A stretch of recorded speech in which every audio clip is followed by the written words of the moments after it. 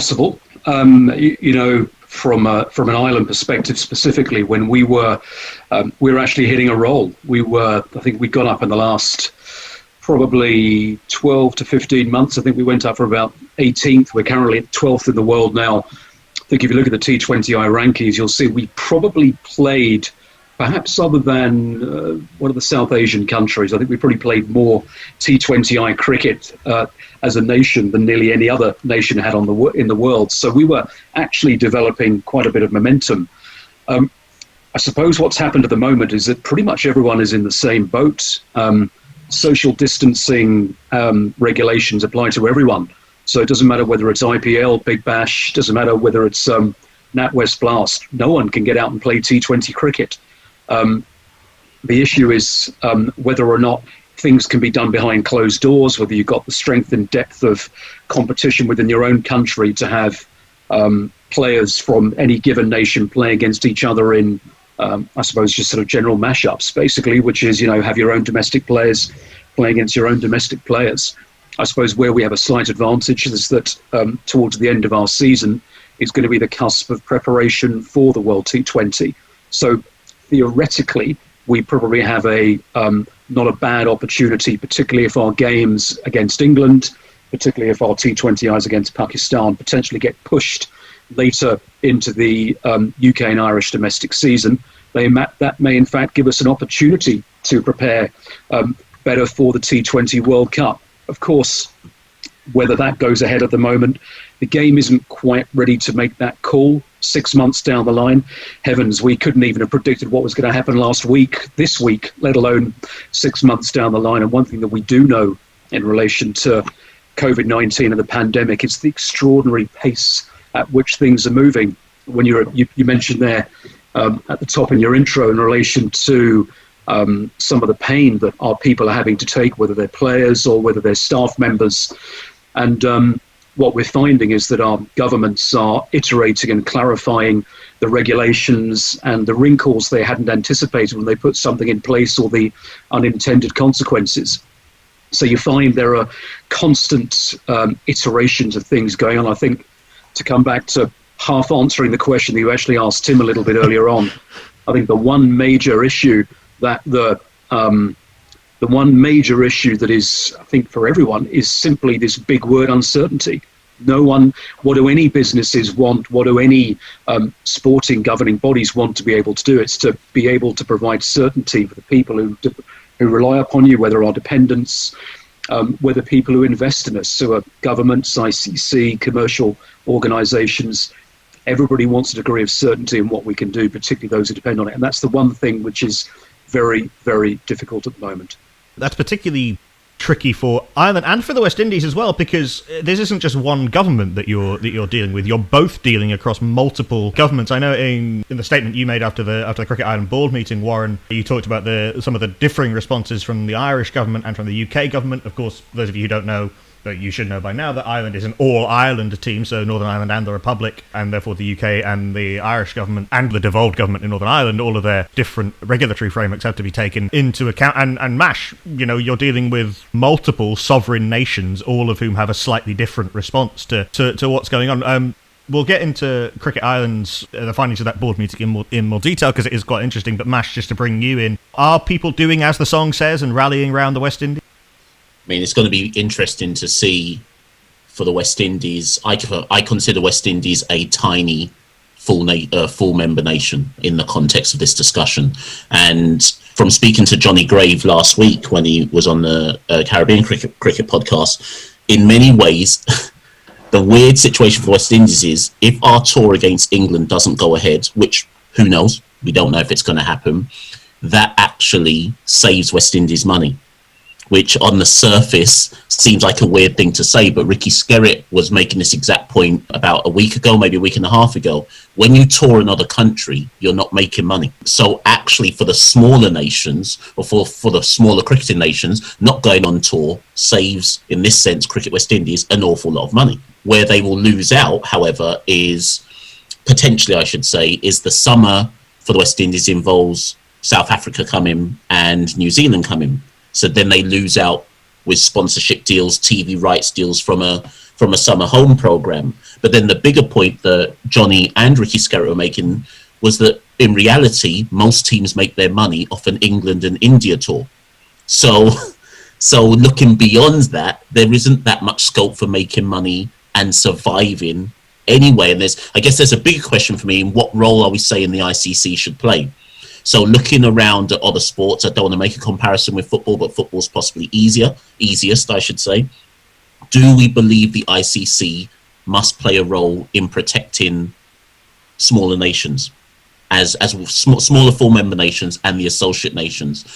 If we don't, do we run the risk that some teams, I'm not saying they go to the wall, but do we run the risk that however much progress they've made thus far, this wipes out that level of progress? Or is that hyperbole to say such a thing? And I don't know what Tim and Warren think about that, but I do have wider concerns for not just at club level. We could go to club level, but I'm talking about international level.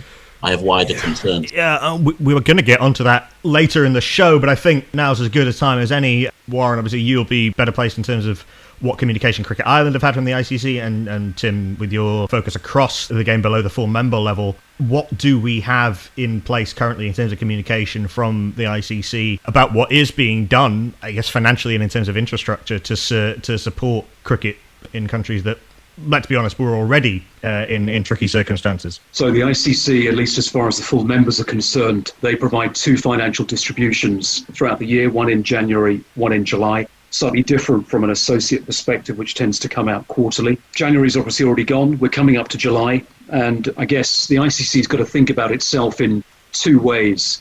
It's a business. It's a business which generates revenues, which it then distributes to its members and runs other central activities like staffing and match officials and events. But it also has to make sure that it feeds its members. And one of the things that we are, I guess, seeing at the moment, which ICC, I think, has been doing very well. In fact, I'd say this just as a general point. I'm finding the world seems to be communicating with itself exceptionally well. Certainly in our world, probably having more conversations with people than if they were sitting 10 feet down the corridor than I do. I'm doing so now, which I hopefully is going to be one of the legacies of our world when the pandemic subsides. But what ICC has written to all of us, we've got a meeting, obviously next week, 6 days' time, and some of the things it's going to be discussing are scheduling. Of all the things that we assume are going to be missed, well, in fact, have already been put by the wayside, how should we approach rescheduling? Should we all go and sit in a room, as we all did at the end of 2017, and simply say, right, this chunk of cricket has been missed? And then when we start to have those conversations, what are the priorities? Is it ICC events, as in the major events? If any of those go by the wayside, what happens about the qualification events? For example, next cab off the rank, Women's World Cup qualifier, beginning of July. What about bilateral cricket? What about domestic T20s? What about the pan-regional events such as the Asia Cup? What are the priorities? And how do we overlay that with the different piece of the jigsaw which exists this time to the last time that we had the FTP discussion, which is we now have the World Test Championship. We now have the Cricket World Cup Super League. All of these pieces of the jigsaw which overlay. You know, you wouldn't have had to read too much into press releases of late. You would have seen the likes of, you talked about ECB and maybe the big three being slightly insulated. Well, you saw, I think it was yesterday, Cricket Australia talking about 80% pay cuts for its staff over the next 3 months. You saw ECB deeply concerned about a potential 300 million quid loss of a season. That's not something which is by any stretch of the imagination can be covered by whatever reserves it has in place. I know the discussion in relation to the July distribution is that ICC has written to all the members. They've asked the members, the full members, to give them a lot of information in relation to what are the cash flow issues, balance sheets, expenditure thus far, measures taken to be able to mitigate the loss of COVID-19, what cricket's already gone by the wayside, what commercial revenues are at risk, blah, blah, blah. All of that's going to be fed in to a discussion which the ICC board is due to have, I believe, in the first week to 10 days of May. That discussion is then, I believe, going to make a determination about the distributions that full members are going to be receiving in July. And you may have seen Ehsan Mani yesterday or the day before yesterday, the chairman of PCB and of the ICC's Financial and Commercial Affairs Committee, saying that there could be a scenario whereby those full members very much at risk might agree to take some of their distributions now, and those that are able to weather this storm in the coming weeks or coming months, not taking some distribution to allow those who are more at risk to be able to have some cash. So there is a huge amount of moving parts at the moment, but certainly, and I can only talk on behalf of full members because I no longer sit on the ICC Development Committee and no longer within the associate world. Certainly, as far as the full members are concerned, communication is good, and the questions are being asked. As to what the answers we'll receive back, I guess we can't tell you for. Welcome back. We break into that chat with Warren Ducham to bring you actual cricket. Ireland were bowled out for 172 in their first innings. Curtis Campher's unbeaten 59 not out. The only real solace for Ireland, plus Andy McBride with 49. David Willey, his best one-day international figures of 5 for 30. So England need just 173 to win this first of 3 one-day internationals. I am Knuckle Pandey. I'll be taking you through ball by ball for the first 10 overs. I'm joined by not Fred Titmus and by Tony Bishop. Barry McCarthy starts with a beauty, a little good full outswinger. He is wearing the COVID-approved headband, and he's bowling to this man. Duckworth Lewis loves you. The clouds part for you.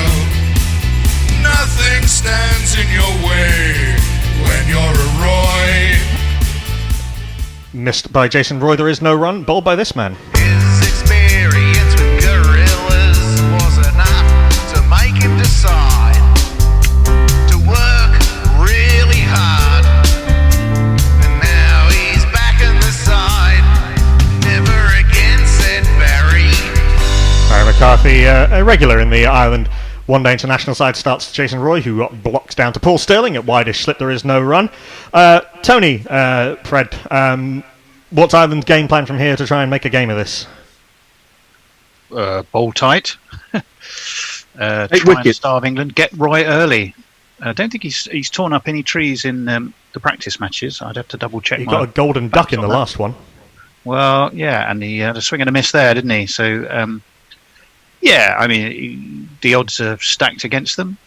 If they could get England 5 or 6 down, they would feel a lot more confident going into the next game. So just take wickets as much as you can and keep it as tight as you can. Back of a length from Barry McCarthy, a little bit wider than you might want to Jason Roy, who clubs this rather ungainly fashion to the covers. There is no run. He's joined by Johnny Bairstow at the non-striker's end. Johnny Bairstow's smarter than the average Bairstow. Johnny Bairstow's been this good since daycare, so all put on your wigs and let the crimson hair flow. I want the Pope to give him his own Lord's Prayer. Oh, he can hit the sixes, although it's so dark.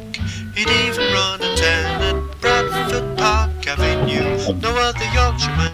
England's fearsome one-day international bowling batting lineup with these powerful opening pair, full outside off stump, and Roy's off the mark with a slash down to third man. They come through for a single, bringing Johnny Bairstow. Not bringing Johnny Bairstow back on strike. They came for 2, in fact. Yeah, Roy and Bairstow average over 50 batting together in one-day international cricket at over 7 and over. Good claim to be the best one-day international opening pair in the world at the moment.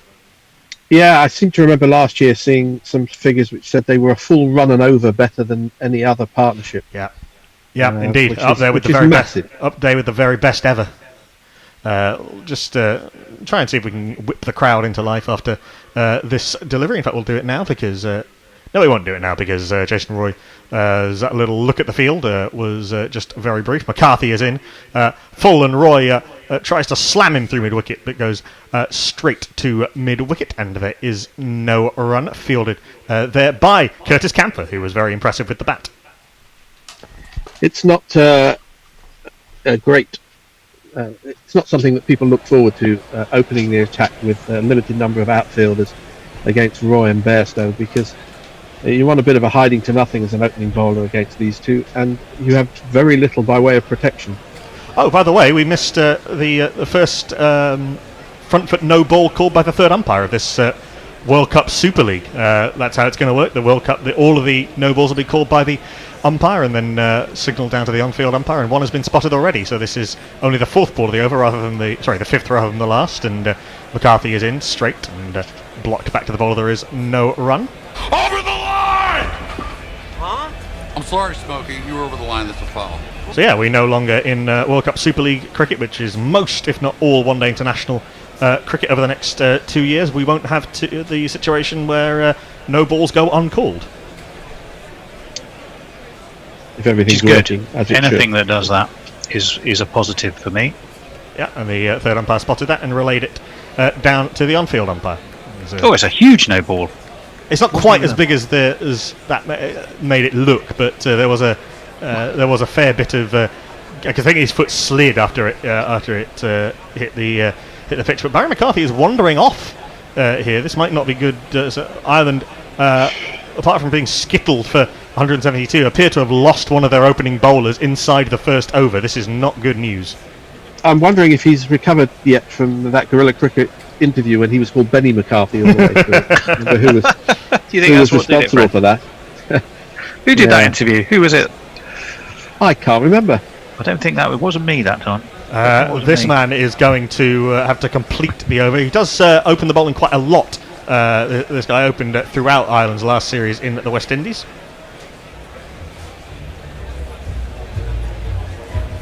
He's Andy McBride, he's Andy McBride. Now some say he's a genius and others say inside he's See McCarthy hopping, seems to have rolled his ankle a little bit on his bowling foot.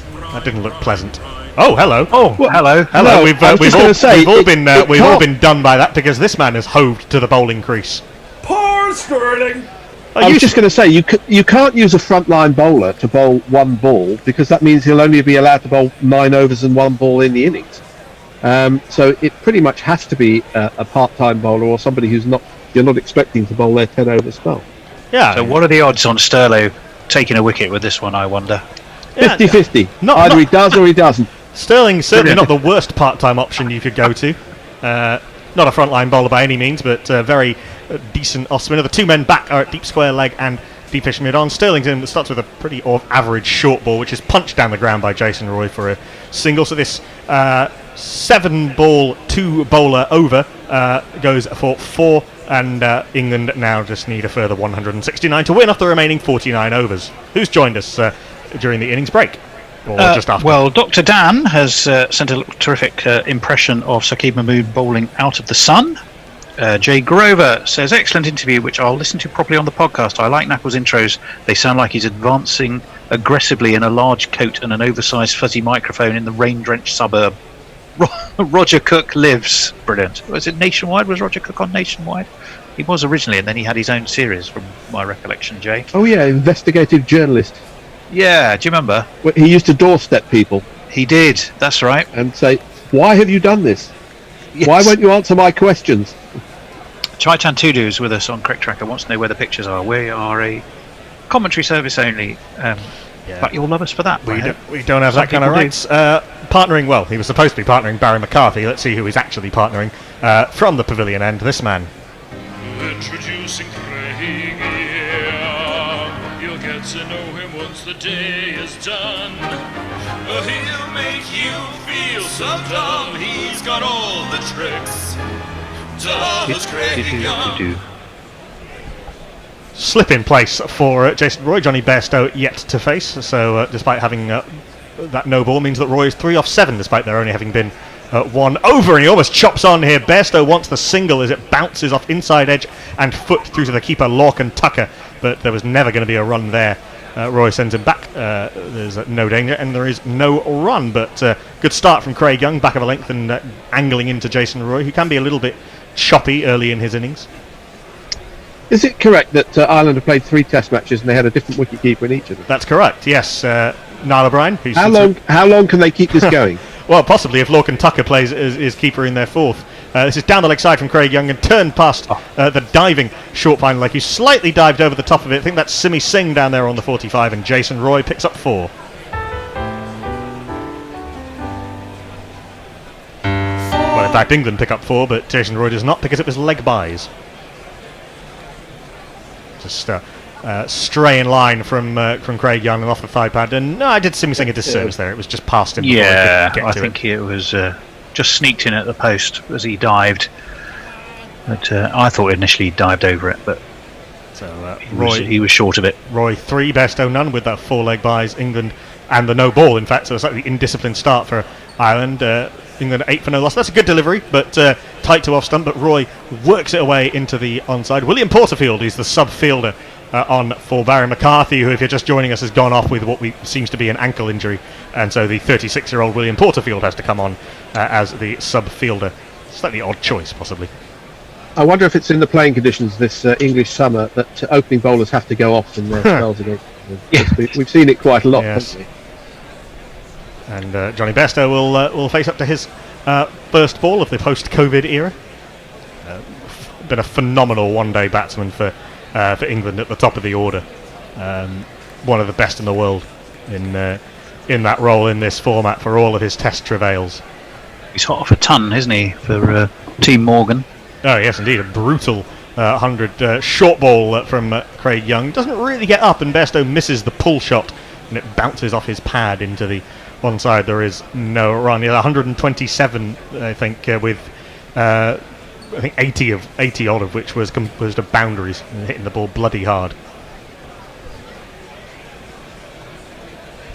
Yeah, you feel that unless Ireland get a breakthrough, get one or both of these openers, the game could run away from them pretty quickly.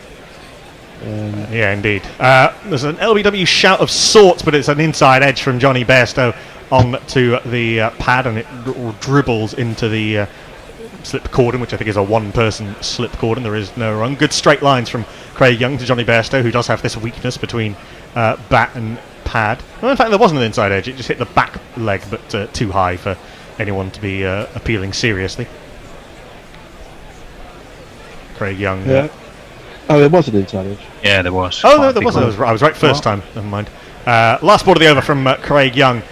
Short, and Bairstow works this into the leg side through the vacant mid-wicket region. There's a man at deep square leg who is the sub-fielder William Porterfield, and they'll come through for a very easy 2 runs. Craig Young concedes 3 off the bat plus the 4 leg buys. England after 2 overs, 11 for no loss. Do you remember the semi-final of the World Cup last year when Australia made a subpar score, but they still had something to bowl at, and Roy and Bairstow just took it away from them in the first half. Yeah, I mean they did something They similar. won the game there and then. Did something similar to India in the group game. I think that game against Australia was one of England's best ever one-day performances. They absolutely demolished Australia in that game. It is going to be the man who the captions erroneously flashed up, and who has done a lot of opening the bowling for Ireland in recent times in one-day international cricket, to fill in for the injured Barry McCarthy. So, He's Andy McBride, he's Andy McBride. Now some say he's a genius and others say inside. He's handy with the ball, he holds them all in thrall. He's Andy McBride, Brine. Andy McBride, the off-spinner, starts with a straight delivery. It turns a little bit, but from too straight, and Roy works this out to Curtis Camper on the deep mid-wicket boundary. They come through for a single. So we've had 13 balls and 4 different bowlers. Yes, indeed.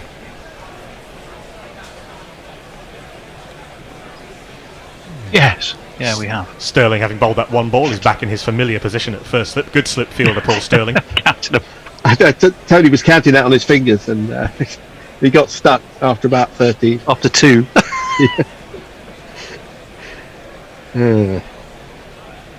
Yeah, well, there's something about Irish cricket and their first overs. We all remember the first ball in Test cricket, which was memorable. Yes, indeed. Not sure how much Imam ul Haq remembers of that, having been sandwiched between Niall O'Brien and Tyrone Kane. That's a good stop from the man at mid-wicket as Bairstow whips this into the onside. Good diving stop from the man in there. Might be the skipper, Andy Valburney. There is no run, but Brine in again. Bairstow tries to sweep from well outside off stump. Misses, hits him on the pad. The fact that he's well outside off stump means there's no thought of an LBW appeal. Well, they're trying to make good contact, but not really managing it at the moment, England, which suggests the wicket is not all that. It's Yeah. not coming onto the bat all that well. It looks like Sterling's coming out of slip to be another catcher in the mid-wicket region. Shortish mid-wicket, sort of got. And then the man who was at shortish mid-wicket goes to regular mid-wicket on the edge of the circle. There's a short fine leg, deep backward square leg, and a long on is the onside field. I haven't seen the offside field yet. And Bairstow plays as though that didn't quite come onto him, as you were saying, and jabs it into the onside. There is no run. I don't think this pitch is particularly quick. If Ryan Bairstow are playing across their pads a fair bit as well. It's a good delivery from Andy McBride. Beats Bairstow on the inside edge. A genuine turning off break which beats Bairstow's defensive prod. There's an LBW appeal, but I think Bairstow might have got himself outside the line. Andy Balbirnie isn't quite so sure though, and goes for the review. That was out, that was out, that was definitely out. Was that definitely out? I don't know. It's a good delivery from Andy McBride. Beat Bairstow in the flight, got him caught on the crease to one he should have been much further forward to. Good loop and drift and turn. No danger of that having hit the bat. All Martin Saggers has to decide, the third umpire, is whether this will hit him outside the line or indeed how much it was turning. We did see the keeper Lorcan Tucker going down the leg side. Well, he doesn't have to decide. He just has to switch on the indeed, he has to machine. interpret the findings. It's It's gonna be hit pretty him close, in I reckon. line. And it's hitting. Yep. Good review by William Porterfield, and that early breakthrough has happened. Andy McBride, he wasn't expecting to open the bowling today, but you can perhaps the benefit of him having done it so much in recent times. And Johnny Bairstow's struggles in international cricket continue. Fantastic one-day international player, but he's gone for a stodgy 2 off 7. England are 12 for 1.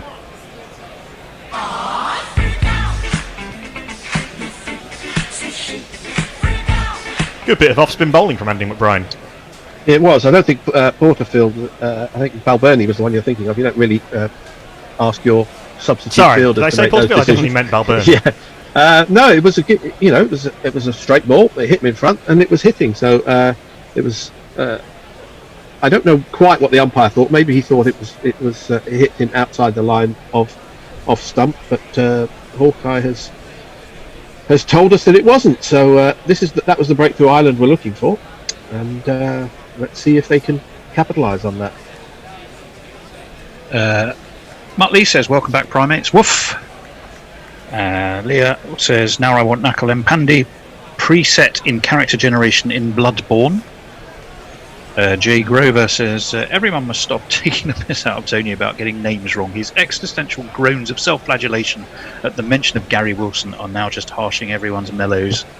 Who mentioned Gary Wilson? Did anyone mention Gary Wilson? Well, we were talking I about. don't think Gary Wilson's name is going to come up more than 3 or 4 dozen times in this commentary. Brings a hometown boy He's not playing. Brings a hometown boy to the middle at number 3 in the 3rd over.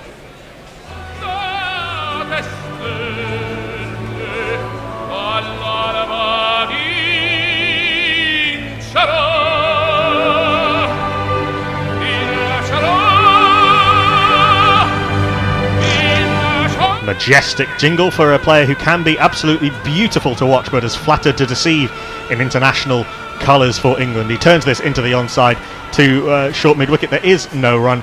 Good first over from Andy McBride. 1 for 1 off it. England 12 for 1 after 3, chasing 173. Yeah, and he's the highest wicket-taking off-spinner in this game, with 1. It always looked plumb to me. Yeah, he might have thought he's got his front foot outside the line, but Yeah, I mean that was my initial thought, I have to say, but no. Good review from Balbirnie and co. Jay Grover says, "I was listening to the 5th ODI of England and Australia when England, though, thought a 5-0 were a shoe-in and had to chase 200. It got, wait." As Craig Young continues, there was a bit of a mix-up between Roy and Vince. Vince came herring down the wicket as Roy dropped it at his feet in the leg side and ran 1 and a bit by himself, was sent back by Roy, has to put in the full-length dive to avoid being run out. The throw wasn't very accurate. Had it been, James Vince might have been in considerable trouble. Young had to go round James Vince, the bowler and the non-striking batter, to get to the ball, which slowed him down a little bit. Trouble. Yeah, Jay's point was England on that occasion struggled to chase 500 and only saved by Joss Butler. I think anyone would struggle to chase 500 rather. Down the leg side from Craig Young, not a good take at all by Lorcan Tucker, who clangs the gloves together and finds the ball not in them. I think it flicked the pad on the way through to the keeper. Sort of flicked the trouser pocket, and Lorcan Tucker went too far and got his gloves into a horrible position. Shades of Shane Dowrich. Poor bugger. He had the good sense to push this down into the ground rather than up into his face. Well, yes.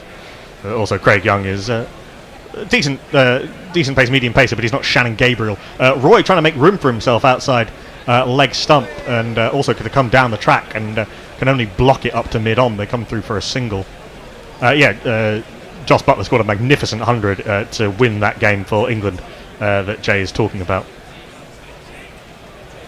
And he's also saying anything can happen, don't get too cocky yet, England, I think was the message in the tweet. Well, indeed. But you'd imagine that a good partnership here will set this up very nicely for England to just play this at their own pace. Required run rates is, of course, not a problem at all.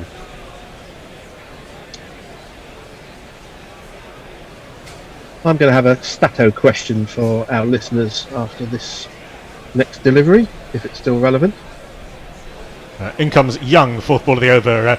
Vince tries to work this to leg and gets a leading edge, which dribbles all the way along the ground, mercifully for Vince, back to the bowler. There is no run. Vince looks very nervous out there.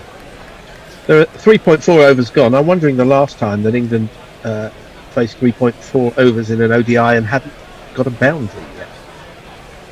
Ooh, what a good question. They tend to go off like a train, don't they, in the first few overs? So. Indeed, the only boundary we've seen was a leg by, as Young is in a lovely cover drive by James Vince. We've heard that before. Diving stop from an attempted diving stop from the man at cover. He's beaten, but he goes straight up to mid-off, and they come through for a single. Vince off the mark. Yeah, he does. He's almost Ian Bell-like with his cover driving, with his play through the offside. It's very, very easy on the eye. Bell-like's not how we're hearing you, Fred. Last ball of the over from Craig Young, possibly a slow ball or Roy early on the shot. He scoops it up to Andy Balbirnie, the skipper, at mid-off. A good over from Craig Young as well. None for 5 off 2 he is. Obviously a few leg buys in there as well. England 14 for 1 after 4. Maybe this isn't going to be the cakewalk that they thought it was going to be. Yeah, you went a little bit stuttery, not Fred. Leah says, what a well-made 2 from the pouting ginger. Gits and Gratz says, I feel like the day wouldn't be complete without Eurovision expert not Fred singing a Johnny Logan hit. I'd request Hold Me Now, but I'd settle for What's Another Year. God knows it's worse than most others. I've been waiting such a long time. That's all you're getting. Any more is extended Patreon content. All of the right notes, not necessarily in the right order. Pirate Badshaw. I think you'll find that they were. Says, very good call to review that. A bit more of that, and we might be onto something. In comes Andy McBride, the wicket taker, dismissing Johnny Bairstow. LBW with a ball that, as it was revealed when Porterfield got him on my brain now. Balbirnie reviewed was hitting in line and hitting leg stump. He starts with his second over with one that Roy turns to square leg, and they come through for a single. Pirate Badshaw went on to say, I'll hold the thought. McBride is in down to Jason Roy, who comes down the track and meets this on the half volley and clips it up to deepish set mid-on. They come through for a single. He likes the McBride jingle and would like it played as often as possible. It's pure nostalgia, was the point made. Yes, 90s cartoons. Vince comes down the track and doesn't get to the... Unlike Roy, who actually got slightly too close to the pitch of the ball, doesn't get to the pitch enough and has to swipe it bottom-handedly into the leg side. They come through for a single, a rare, ugly shot from James Vince. Having watched Ireland over the last few years in international cricket, I'm wondering whether you'd say their bowling was slightly their better discipline than their batting. Roy comes down the track and lofts this into the onside.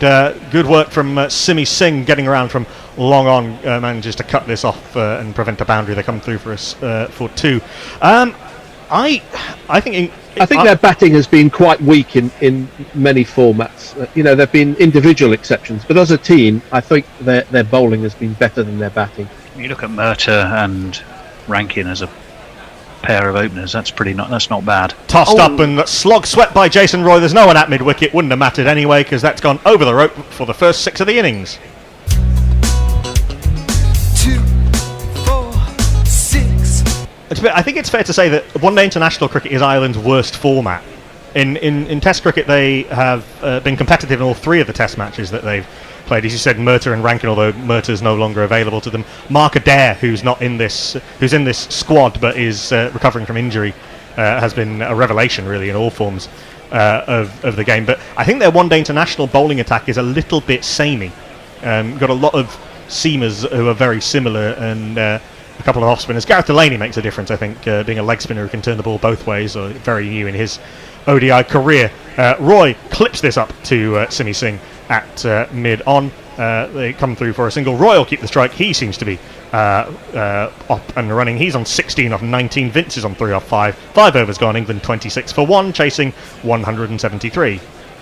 Quite a few people are with us on Cricket Tracker. Quite a few. I'm delighted to say, if Bear's listening, quite a few people on Cricket Tracker. A lot of calls for the video. We are an audio service. You get to see us. Sadly, you can't get to see the game. You will only see it through the colour we can verbally paint for you. Young in a slash from Jason Roy. It was swinging away from him, a little bit short, a little bit wide. Roy threw his hands at it and edges up and over where second slip would have been 4 runs. The number of the day. Who could ask for more? The number of the day is 4. Yeah, slightly streaky from Jason Roy, but too short and wide from Craig Young. Yeah, having bemoaned the lack of boundaries, there's suddenly a flurry of them. Young is in, and Roy manufactures a boundary off a ball that actually really had nothing wrong with it at all. Just a length delivery on off stump. Roy walks across to off stump and clips it very fine. Fine leg is up. Back-to-back boundaries for Jason Roy. Yeah, and once Jason Roy gets going, it's very hard to stop him. Yeah, I'm just looking at James Vince's Cricinfo page and all the teams he's played for. For some reason, some teams are mentioned twice. But, there's a lot of them.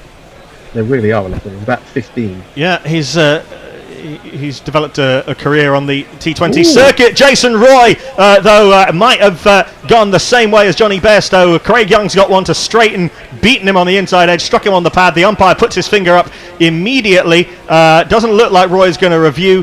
He isn't, and after that flurry of boundaries, well, I said that Jason Roy's pretty hard to stop, but Craig Young has found a way to stop him. Jason Roy gone for 24 off 22. Both openers gone. England 34 for 2. Absolutely plumb.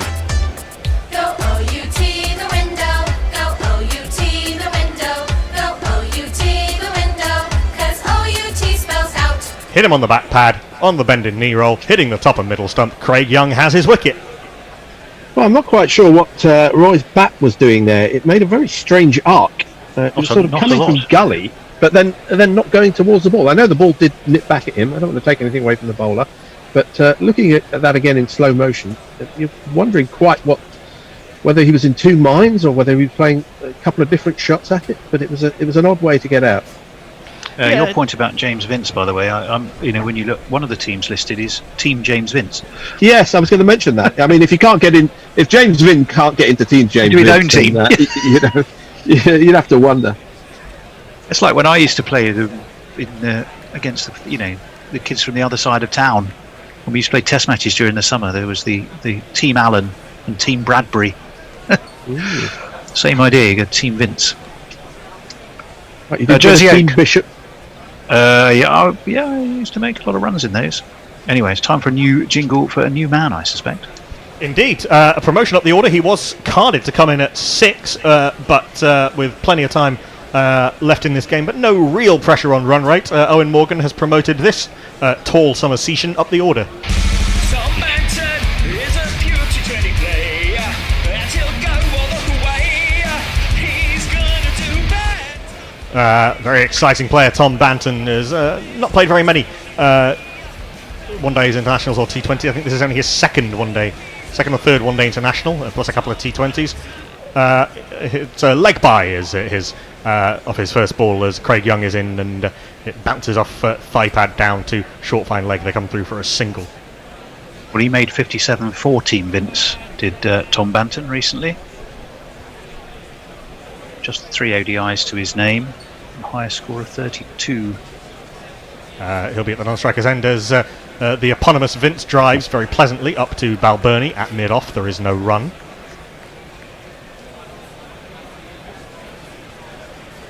Yeah, this is a good start for Ireland, actually.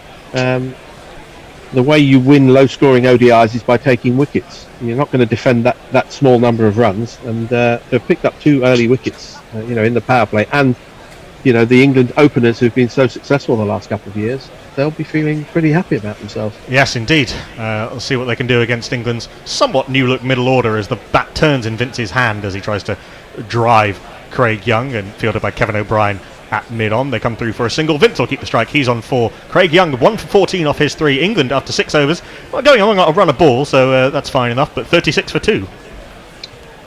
You just wonder, though, if England are to be very pragmatic about this and say, well, look, we don't need very many runs and over. Let's just keep taking 4 and over in singles and not taking any risks. I don't think they will play like that, but if they did, you'd think it would be a fairly easy, if prosaic way of getting this target. But if they do play their their shots, DNA they might to be do that, playing. though, Fred, is it? Well, that's true. But this isn't the World Cup semi-final where they think, well, let's just knock them off in singles. I think they are going to play their natural game, and that might help. That might play into Ireland's hands. I think you could be right. Well, it's bound to happen sooner or later. We shall see. Evil Scooters will tend to agree with you as well. So, this isn't going to be a professional lot after all. Great bowling from Young to Roy there. The ball didn't seem to do a great deal. It did come back into him. Yeah, it's a poor shot there. It wasn't. Well, if you bowl straight, you've got a chance of getting wickets. As Andy McBride found out to Johnny Bairstow's cost, he's in to Vince slip in place. He works this James Vince from outside off stump down to Simi Singh coming in off the long on boundary. They come through for a very easy single, bringing Banton onto strike, who is not yet to score.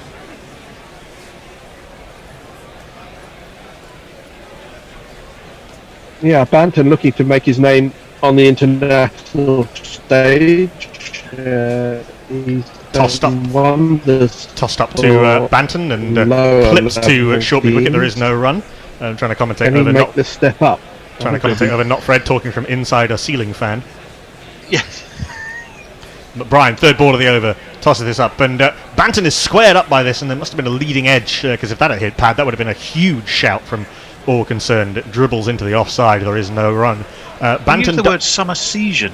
Is that actually proper? Is that the proper name for a person of Somerset? I don't know, but I quite like it.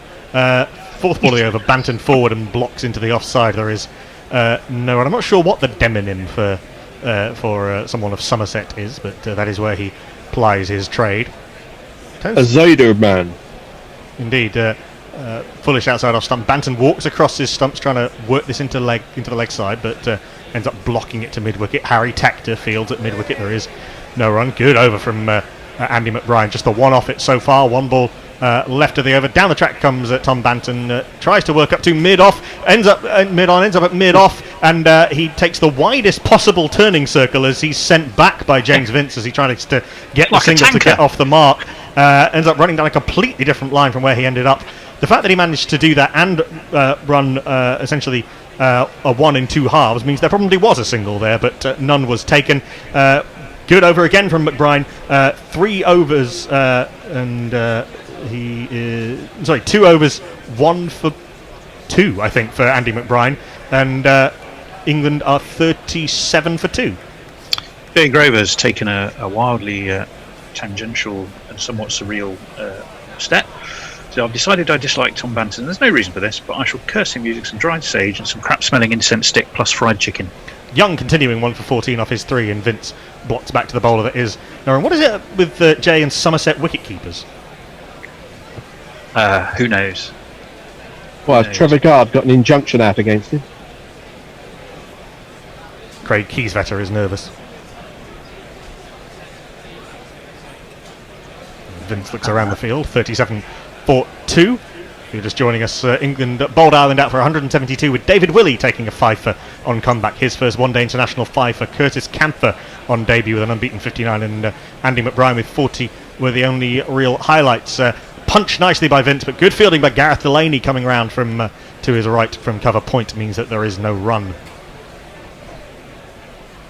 Quite a few people still on Quick Tracker, I'm delighted to say. Kieran Athapundo is with us. Mia Becerra, Rafikul, and Zishan Nazar, to name but a few of you, so a warm welcome. Third ball of the over, full and punched down the ground by James Vince. Good shot, over pitch from Craig Young. James Vince put it away to the right hand of mid-off, 4 runs. My name is Lakhan. My name is Lakhan. I feel sorry a bit here for Vince as well, because if he gets out, it'll be the same old, oh god, a lovely 30 nicked off. And if he sees England home with a magnificent innings, everyone will go, yeah, but So he's almost somebody said earlier, you hiding to nothing. You can only play the people who are up against you. Yes, it's better to score runs in a low run chase than not score runs in a low run chase. Yeah. Full on off stump, and he whips this into the onside this time. James Vince, atypical of him to target the onside, but he times this one very nicely through mid wicket, finds the gap, back to back boundaries.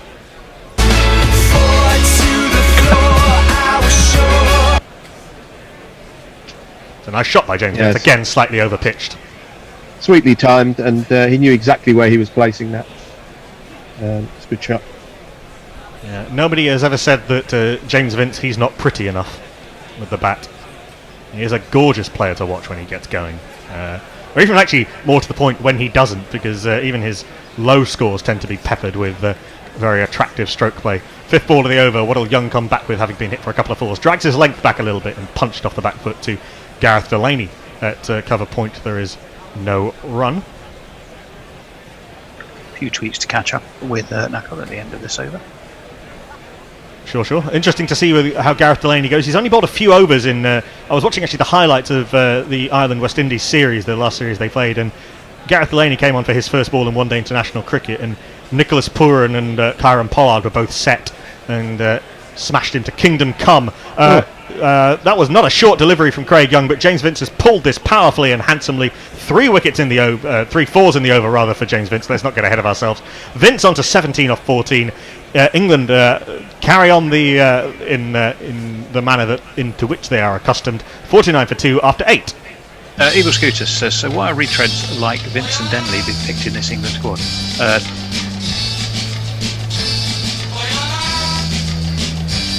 A question certainly with Denley that we've all been asking. Well, I think it's Vince was in the World Cup. Vince was in the World Cup squad last year. He played a couple of games when Roy was injured. Mm-hmm. I don't think he's sort of been replucked into this squad. I think he's part of this squad. Yeah, I think that if you've got a central contract and you need to run 2 totally separate squads... I mean, Vince doesn't have a central contract, but tossed up and driven by Tom Banton up to Andy Balburney at cover. There is no run, mid-off rather. Joe Denley does. I'm pretty sure Vince was on the field when England won the World Cup. He was, as a sub-fielder for Mark Wood. Tossed up by McBride, and Banton is off the mark now with a bottom-handed punch down to Simi Singh, who comes in off the long-on boundary to field. Banton on 1 off 8, Vince 17 off 14. 50 up for England. Denley, however, is much more perplexing selection. It's almost like saying, well, we're giving you as a consolation prize. I think when they drop him from this, they're going to pick him for the England women's team or something, just to give him a game. Sweep by James Vince. A good sweep from a ball that was on the stumps. It looked too full to sweep, but Vince has timed that beautifully past short fine leg for 4. 1, 2, 3,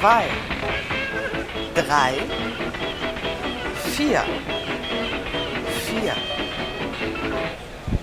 Hit that really powerfully. Short fine leg was not very far away from that, but even the full length dive couldn't pull that out. And McBride goes for his first boundary. Obviously James Vince very familiar with this surface, being I think the sometime captain of of Hampshire, and he blocks this off the front foot into the offside. There is no run. That's a superb list day record, James Vince. Yeah, so I don't think his selection is a mystery in any way. Little hint to turn from McBride. Vince plays from the crease up to mid-on. There is no run. Yeah, I mean, possibly England could have gone with a lot more youngsters. You know, we've talked about Phil Salt and Sam Hain. Laurie Evans is not that young, 29 years old, but one for the future perhaps, as Vince tries to drive this. Good bowling from Balbirnie, beat him in the flight, and it loops off the upper part of the bat. One bounce to mid-off. There is no run. A good comeback from McBride, having been hit for a 4. England 54 for 2 after 9. We'll have a change after the next over. Yes, Lochida Galetta says, listening to cricket, waiting for my mate to get in the car. He's going apeshit for dot balls payback for being behind the schedule. Jay Grover says, not Fred now doing the PA for the Black Lodge. Jersey Oak says, I'm not sure it's a buffering issue with not Fred. I think he's just drunk. Craig Wikigo's Weta has been dealt with, says Jay Grover. Well, yes, unfortunate what happened to Craig Kieswetter. As Young is in. Slip in place for Ireland. So Balbirnie still being aggressive despite the flurry of boundaries. He knows that the only way Ireland are going to win this game is to take wickets. Short ball, which Banton doesn't time. To mid-wicket it goes. There is no run. Yeah, he tried to play the Vince pull there, and unfortunately hit it straight to mid-wicket. But, I mean, England are virtually a third of the way there. It seems like they've only just started and they've lost a couple of wickets. But they do score quickly, and that puts pressure on the bowling team. Roy was going over a run a ball. Vince is now, and Banton's got huge power and range of stroke. He punches this nicely through the vacant backward point region down to McBride at third man. They come through for a single.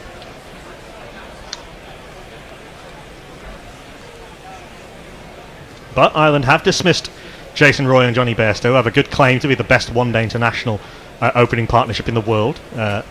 And obviously still a lot of talent to come. Got Owen Morgan, Sam Billings still looking to cement his place in any sort of fashion. Moeen Ali is kind of coming back into the England team. Edged, there's only one slip in place, and Paul Sterling was rooted to the spot as it flashed past him. Wouldn't have been a chance for him at first slip. Vince picks up a rather streaky boundary. There's not one boy for me, I must have 2 or 3, I need 4. Tall second slip may have had that. Possibly. But yeah, Jason Holder. Yeah. Rakeem Cornwall. It was going quickly. Yes, so Vince did have a flash at it as his back of a length, and Vince solidly in defence off the back foot to cover. There is no run. We saw Andy Balbirnie get out to kind of wafting one rather than really having a slash at one. Vince threw his hands through the line of the ball, and thus the edge went wider and very quickly. 2 balls till the end of the first batting power play, and a change. Not Fred will take over on ball by ball. Jules will read your social media messages, and Nestle Boy will be your summariser. Edged and gone. James Vince out well in a fashion that many have seen for England. Just not quite full enough to drive a little bit of outswing. Vince tries to drive through the covers. A simple catch for Lorcan and Tucker behind the stumps. Vince goes for a very attractive 25 off 20. England 59 for 3.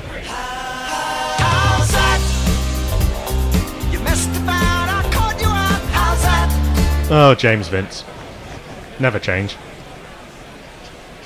Well, if ever there was a Vincian dismissal, it was that, wasn't it? It was a full ball outside the off stump, perhaps moving slightly further away. He threw the bat at it and got a thin nick, as he does. Yes, second wicket for Craig Young. And now Ireland into the middle order. Obviously, conceded. England are going at almost a run a ball, but there is a chance for Ireland if they can just keep plugging away. It was a bit like we were discussing earlier. You know, if they were happy to just push the ball into the gaps and take the singles, and as Tony pointed out, they're not going to do that because they're incapable of doing that. They don't want to do that. They want to play their shots, and that is. I'm not saying it's playing into Ireland's hands, but I mean it's certainly more likely that Ireland are going to get wickets in that fashion than if they just try and nurdle the ball around for 4.5 and over. Although England will say that what will likely happen is that they'll just win the game quicker. Yeah, and it happens sometimes when England lose 3 wickets or 4 wickets early. They don't say, well, we're just going to bat out the overs and get 170. We're going to try and score 270. If it comes off and we start, and our slogging or hitting works, then we're in a much better position than if we just bat out the overs. Yeah. So let's have a jingle for the new batsman. Yeah, I mean, I don't think any of what England have done so far can be described as slogging, but I take your point. Morgan continuing to hold himself back and give some of the fringe players a chance. A man who has never really established himself in England colours, despite having obvious ability. Stroking the ball through the covers, pinging it deep through backward. Billings is softly scoring runs. Billings is softly hitting long, laying his own shots undeterred. Billings is softly scoring runs. The man of Kent, Sam Billings, blocks into the covers. There is no run. He's on 0 off 1. Banton yet to get going at all. 2 off 10. England 59 for 3 after 10 overs. So run rate absolutely no problem. It's well under 3 and over. But Roy for 24 off 22.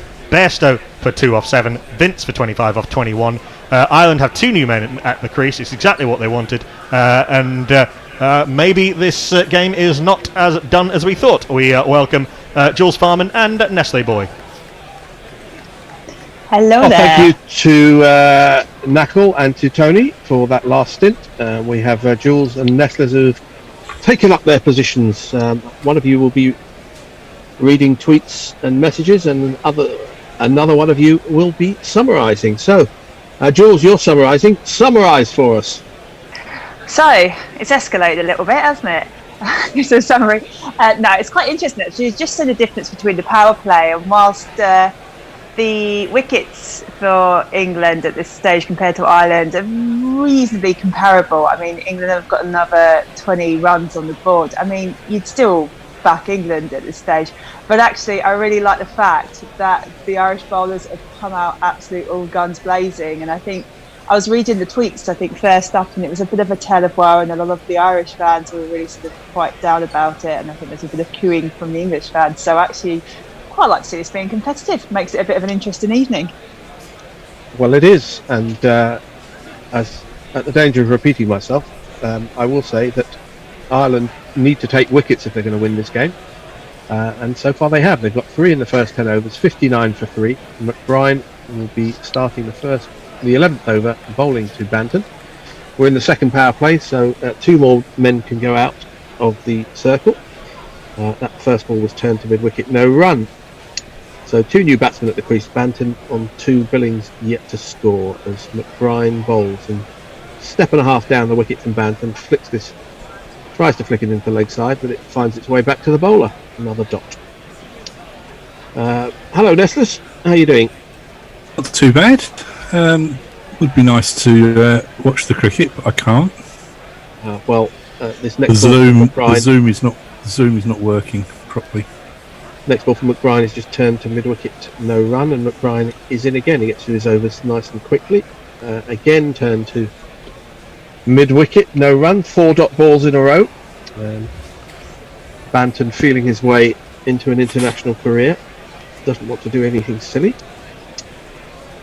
I can read your tweets and I can hear you too. So I'll tell you in a couple of balls when to do those. The next is flick round the corner from full ball and off stump, and they're going to come back for 2 as the man from backward square leg has some ground to make up. That was off the bat. So 2 to Banton. Or was it? No, yes, 2 to Banton, 61 for 3. No, it was 2 runs. They were just slow to credit to him on the scoreboard. 1 ball left of the over. It's turned into the leg side. They take a quickish single. There's a shy at the stumps. It hits the stumps, but Banton was well home. The end of the 11th over at 62 for 3. Nestless, read us some tweets. I don't know where we got to, but I'll start with Jay Grover. It's always a good spot to start. I can't find the exact quote for that, but for fuck's sake, Vince, who writes your scripts, your evil twin. Not surprisingly, Woy Pond says the collapse is on, we're doomed. And Jay Grover comes back again. Butler's partner in sadism and the man whose family owns half of Kent arrives. So does a pale horseman. As the day goes on, we need an interpreter for some of Jay Grover's tweets, because they don't start off all that understandable, and they get less and less so as the day goes on. Anyway, Banton, who kept the strike off that last over, last ball of the over, is facing up to Young. It's a short ball, and he just fetches it round the corner to long leg, where Singh fields. A single to Banton brings Billings onto strike. But then, score is 63 for 3. James Moosh says, I'm not interested in listening to KP on Sky, so switched over to career cricket. Should have done that from the start. Well, welcome, James.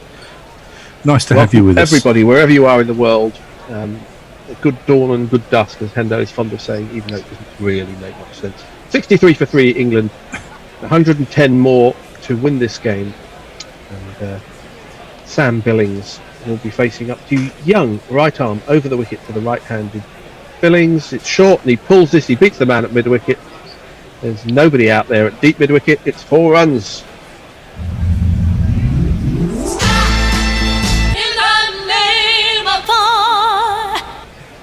Good way to get off the mark. It was a short ball. It did stand up and ask for it, really, but Billings obliged. To go back to your wicket-keeping debate from earlier, there is obviously an avenue there for Billings to keep wicket in the ODI. I haven't seen enough of him keeping wicket to pass comment, but chances are he's better than best. Most people are. As Young bowls short and pulled again, same ball, slightly fuller, but the same result, 4 more to mid-wicket.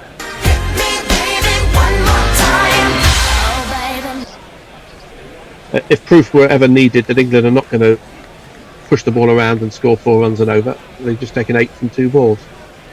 You got Sam Billings at the crease. I mean, he's quite an attacking player. He tends to have, I think he's got quite a high strike rate in the 90s, so it doesn't surprise me that he's come out swinging.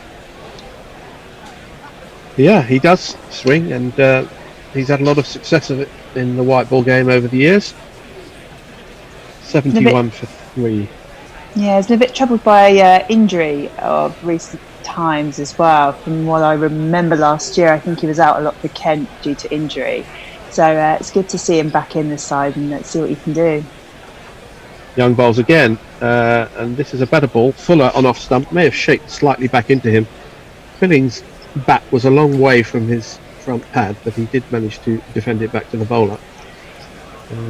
With batsmen whose first instinct is to try and hit every ball for 4, they do sometimes get into funny shapes with their bat and pad, which aren't necessarily in the MCC coaching manual. I don't even know if there is an MCC coaching manual for one-day cricket. I think that's a bit of a myth. Yeah, that's a bit of a myth, actually, to be honest. As Young bowls full, and it's driven up to mid-on. Sweetly timed, but straight at the fielder. So, not to finish the over, there's 1 ball to come.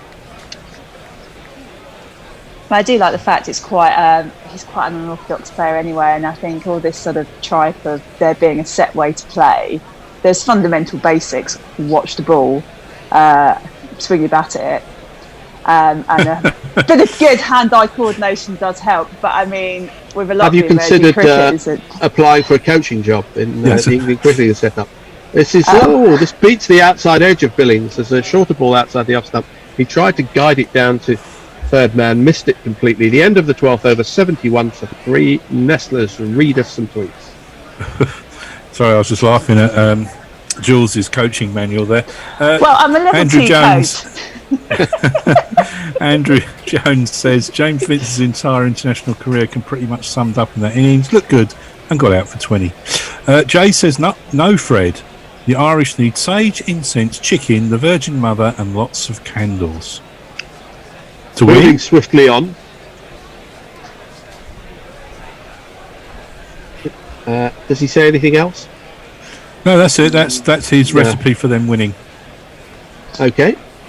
I'm not sure that's in the MCC coaching manual either. Anyway, Banton will be facing up to the off-spinner McBride. He's up to the wicket, bowls, and it's another sweep off a straight ball. He's timed this very nicely. The man from long leg can't get round. It's 4 runs to Bants. Super shatter, super shatter, super shatter, super shatter, super shatter, rocka, rocka, super shatter. surely he's known as Top Bants by his teammates. Got to be. Surely. I hope Or not. Banto. Bants? He's got to be Bants. Bantsy. Down the wicket he comes, and once he gets there, doesn't really like it, so just turns it to mid-wicket. No run.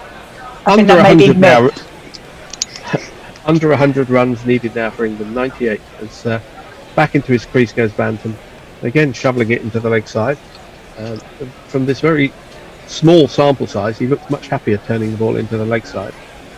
Unlike Vince, who's almost his exact opposite. As full again and again, he picks out mid-wicket. A good sprawling stop. No run. I mean, 98 to win from 224 balls with 7 wickets in hand should be no problem for England. But if they lose 1 or certainly 2 wickets, then it's very much game on. As McBride bowls again, it is shorter and it's absolutely, well, a violent pull, which he doesn't really time. It goes to deep backward square and a single to Banton, 76 for 3. And, 1 ball left of the over. I'm putting you on notice, Nestlers. I know you can't see the pictures, so I'm telling you how long to go until some tweets may be required. I can see them, but sometimes it's like the Keystone Cops, and other times it's in slow motion. Are you talking about England's top order, or are you talking about your video feed? The Zoom feed, yeah. It's a bit weird today. Anyway, Billings will face up to the last ball of McBride's over, and he's sweetly timed this out to mid-wicket. He got to the pitch. It's just a single. That completes the over, 77 for 3.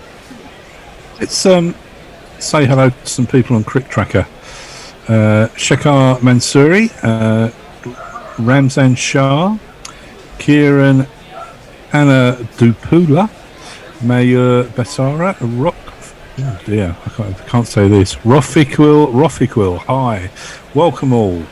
Don't think there's any more tweets at the moment. Ravi the heavy roller ready. This game is turning into a bit of a banana peel for England from a very disgruntled Windies fan. Don't know about that. Jay Grover, despite Billings' obvious pact with the unclean, his IPL record is shite and he's barely played in England for a while. Well, we've got a change of bowling. Knackle is going to jingle up the aforesaid changed bowler.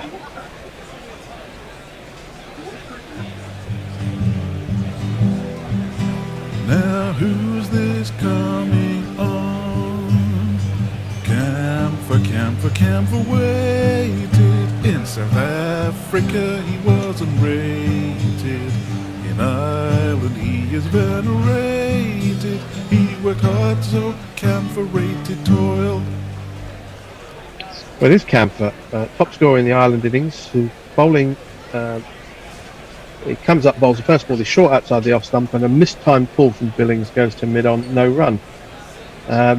This is his debut, so that was his first ball in international ODI cricket. Hey! So, well done, you! 77 for 3, England are chasing. Not very many, 173. This is on leg stump and turned to deep backward square leg for a single. So, Jules, if you were the Ireland captain at this point, do you keep your fielders in looking for close catches, or do you put a regular ODI field at this point and try and hope the batsmen make a mistake? I'm a massive fan. Bringing your spinners on, crowding people around the bat, putting pressure on. I think that they pretty much have to do that, but they aren't. Camphor bowls again. This is a decent delivery, which comes back in slightly. Only 82 miles an hour, but Banton stays in his crease and chops it out to point. No run. In fairness to Ireland, I mean, they're stopping the single, so they're stopping the strike rotating. What they are inviting, though, from Banton and Billings is for them to sort of find the gap, hit out with 4 and 6 for any bad balls. So, I mean, it's partially defensive, partially attacking. I would really like them all around the bat, putting the pressure on the batsman. It's where you're going to get your wickets. This is hit up in the air. This could be one of those wickets we're looking for. It's going to be straight down into the keeper's gloves, and Banton's innings has come to a close. He went to pull a ball from off stump, mistimed it, got a top edge, and it's an easiest catch for Lorcan Tucker. England are 4 down.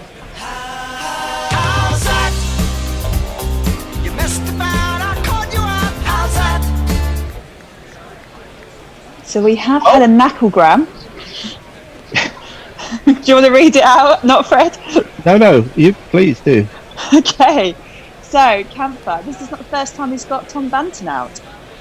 He also got Tom Banton out playing against England in the under-19s when he was playing for South Africa in the under-19s. Well, bowlers tend to remember batsmen they get out and how they get them out. So I wonder whether there was some previous there, as they say. Well, Banton was pushed up the order by Morgan. Morgan has to come in now, surely. He can't push somebody else in ahead of him.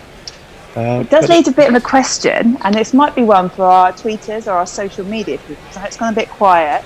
How many players have got the same player out playing for different countries? Oh, God. Good luck trying to work that one out. I've got visions of Knackle doing jingles, sorting out all the engineering, and then Steve coming up with his ears while he's doing a whole other research. So I'll look forward to the Knacklegram. But also other entries are more than welcome. Well, I'm trying to think of bowlers who have played for more than one country. Obviously, Boyd Rankin is one, but he may not have played the same opposition for more than one country. Most of the people that I can think of who played for more than one country were batsmen. Well, there was John Tricos played for Zimbabwe and South Africa. Anyway, let's jingle up the new batsman, who's the England skipper.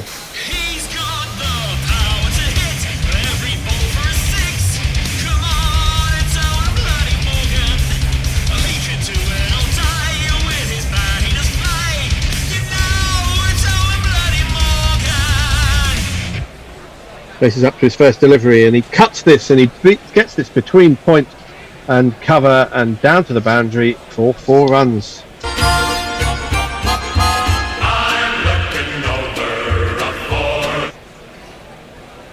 Well, that wasn't that wide, but it was just beautifully timed by Morgan, and well placed as well.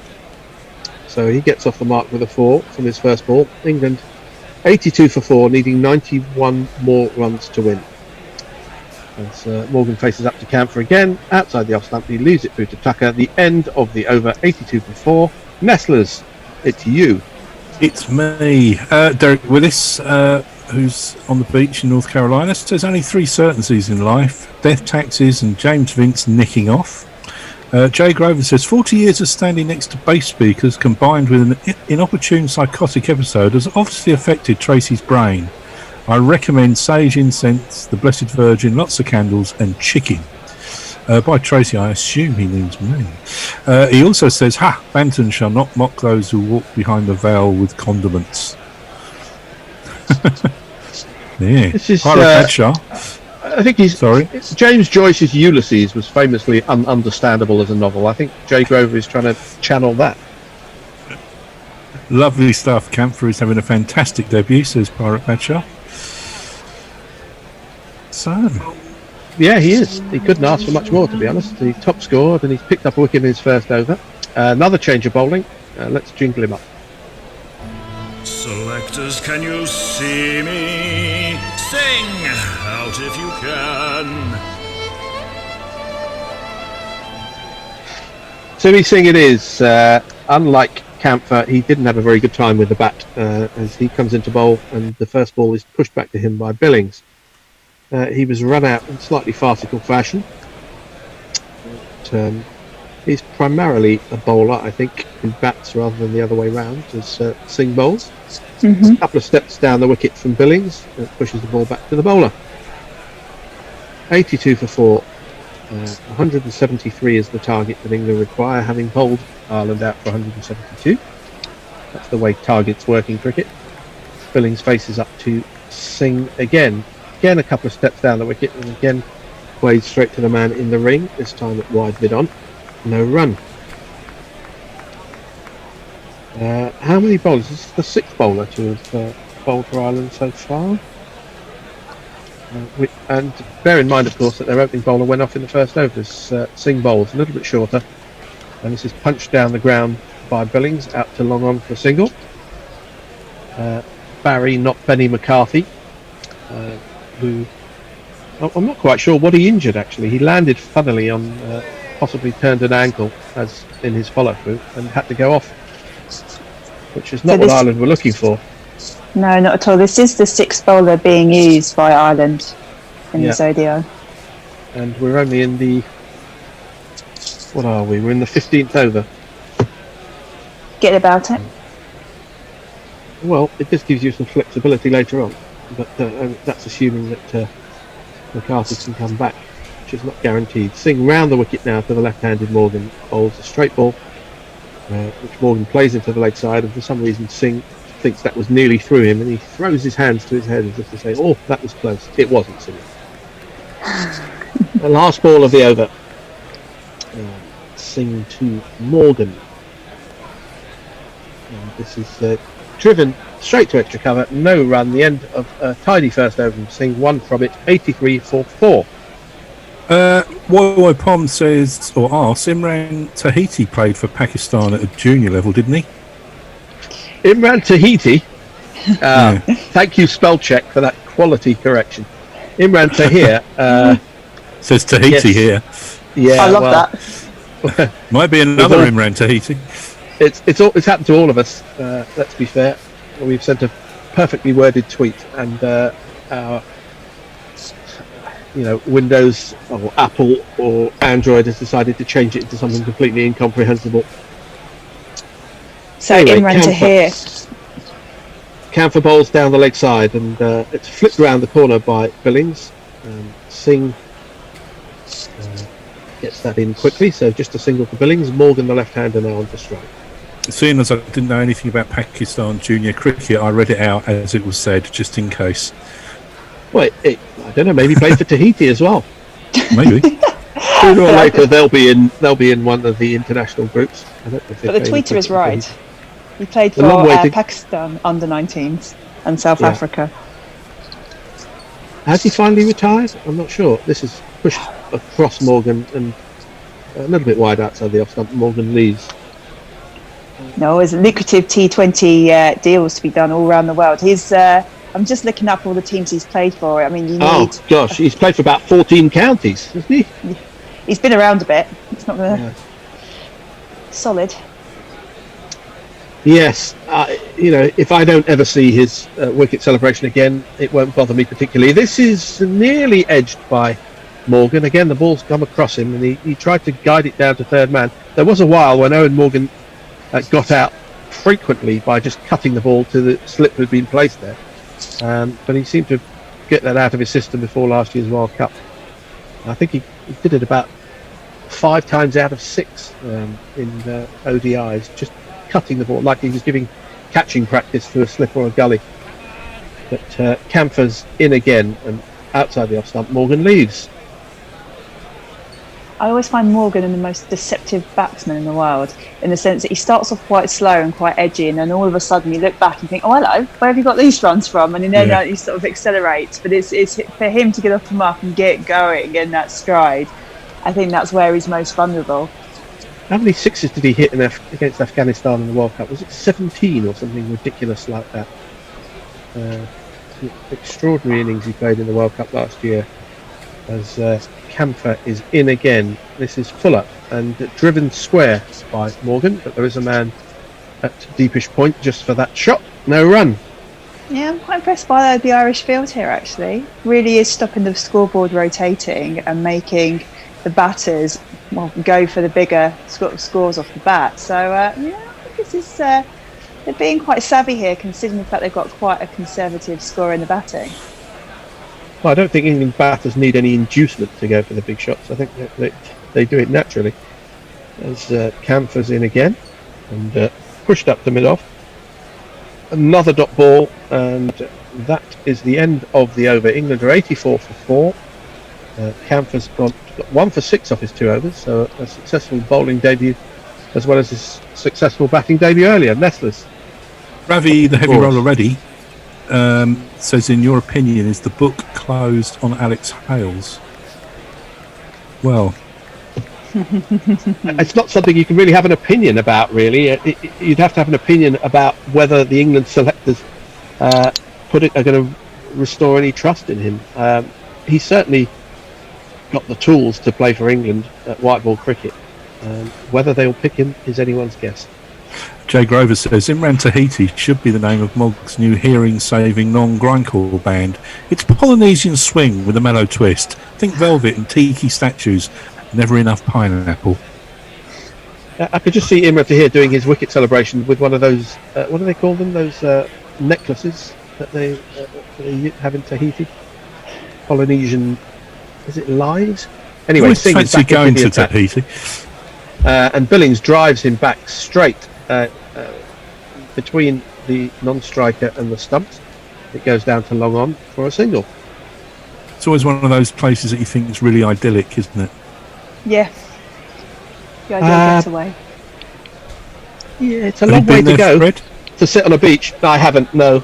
I'm not sure it's high on my list of places to go because I'm not sure there's much there other than beaches, to be honest. Didn't you go to Borneo? Papua New Guinea. I went Papua to, New Guinea. Not Borneo. Singh round the wicket to the left-handed Morgan. It's on leg stump and it's flicked into the leg side. Mid wicket comes round, makes a bit of a hash of the fielding. It's a man with 2 caps. I didn't pick up who it was, but it's a single for Morgan, 86 for 4. And what are we looking at here? I'm not sure. We're watching a side-on angle of Singh bowling. I thought there was a possible mankad, but no, his bat was back in the crease. This time Billings goes back and plays it on the bounce back to the bowler. From the ECB coaching manual, I think they're having a look at his bowling action because it's quite a bent arm. Oh right, okay. I was looking at his feet rather than his arm, but I think that's what I mean. Not in a bent arm like it's a no ball. It's just very. It's something. If you could get a sort of side on still, yeah, it's a bit unusual. I think. The next ball is worked into the leg side by Billings for single. But Singh has been tidy so far, only gone for 4 runs off his 10 balls. Round arm rather than bent arm, says the green room. If they show it again, I'll have a closer look. Morgan faces up to Singh, and he drives this through the offside out to the sweeper for single. So they're just dealing with singles off Singh, which is easy to say when you haven't had a drink, which I haven't. I would like to refute that earlier tweeter suggestion that I'm drunk. I haven't been drunk for many, many, many years. It's Singh into completely over to Billings. Shorter, and it's whacked back at him. Not really the place to hit it. The bowler fields, end of the over. England are 88 for 4. Messages from our social media. Justice. I don't quite get this one from Brian Barish. Did I just hear a jingle based on the Port Adelaide Power Club song? Holy crap, I'm impressed. I doubt it. Port Adelaide Power. Port Adelaide sounds familiar. It must be a sports team. Is Port Adelaide in Tasmania? Or no, maybe in South Australia. But if it was Simi Singh's jingle, it was from Yentl. I'm pretty sure. Blimey. Bog showing his musical diversity yet again. Jay Grover just says Laos, L-O-A-S. Laos. What are that's what the necklaces are called in Polynesia. Anthony Rex, slog sweep, says love Bantam, but don't think he's suitable for anything over 20 overs. And Ravi the Heavy Roller says, where on earth is my favourite Irish player, Mr. Boyd Ranking? He's so good, he played in the Ashes. Smiley face. He did. I think they think he's more of a, assuming he's not injured, are they thinking he's more of a test bowler than a white ball bowler? Possibly. Perhaps. I'm not that close to the Irish selection deliberations.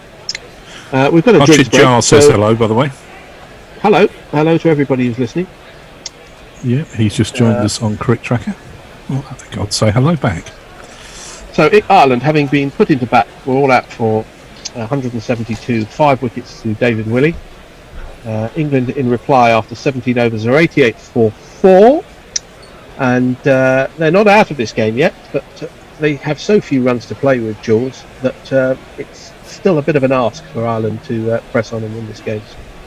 It's a bit of an ask, but actually their approach to the bowling attack and the fielding, I actually have been quite impressive. And England are always susceptible of a lovely collapse. and it all capitulating in a heap, especially when it comes to ODIs. I mean, don't get me wrong, I appreciate, okay, England did win the World Cup last year, but I think it was only maybe a year beforehand when they completely capitulated against South Africa at Lords. So, you know, that's always a bit of a nagging doubt there for any England fans, England fans' mind. I think the difficulty is for Ireland is just the sheer lack of runs on the board in the one-day format and in this game. So, yeah. It's England's to lose, but it's not to say that Ireland can't win it. So that's the most sitting on the fence I've done for a while. Well, I think England would win from this position sort of 7 times out of 8, you would think. But that is an accurate summary. I would say that the conditions couldn't be as different from that time that England were bowled out for nothing against South Africa on a hot, humid, cloudy day at Lords when, the ball was doing lots and England were still playing their shots and not exactly giving wickets away, but it was difficult to bat. Anyway, we finished the drinks break and Morgan will be facing up to camp for the first ball after the drinks break. He's up to the wicket, right arm over the wicket. It's short and it's cut and it's well fielded at cover point. So no run accrues. 88 for 4. Morgan has 6 from 12. Billings 14 from 18. And Camphor, it looks like Ireland have got a bit of a find on both sides of the cricketing equation. He batted really well. He batted sensibly, firstly with Kevin O'Brien, and then he got a move on later on. And he looks a reasonable bowler as well. This is cut again and not entirely fielded by the backward point fielder. It takes 2 people to get that back in, so it's a single to Morgan. Or was it 2? Did they take 2? No. The sky is slow. Surely not 2. No, they haven't added anything, so maybe it was none. I tell a lie. It looks like it was no run, so well fielded. You pair, Camphor in again. And this is down the leg side, is going to be called a wide. Tucker makes a half-hearted attempt.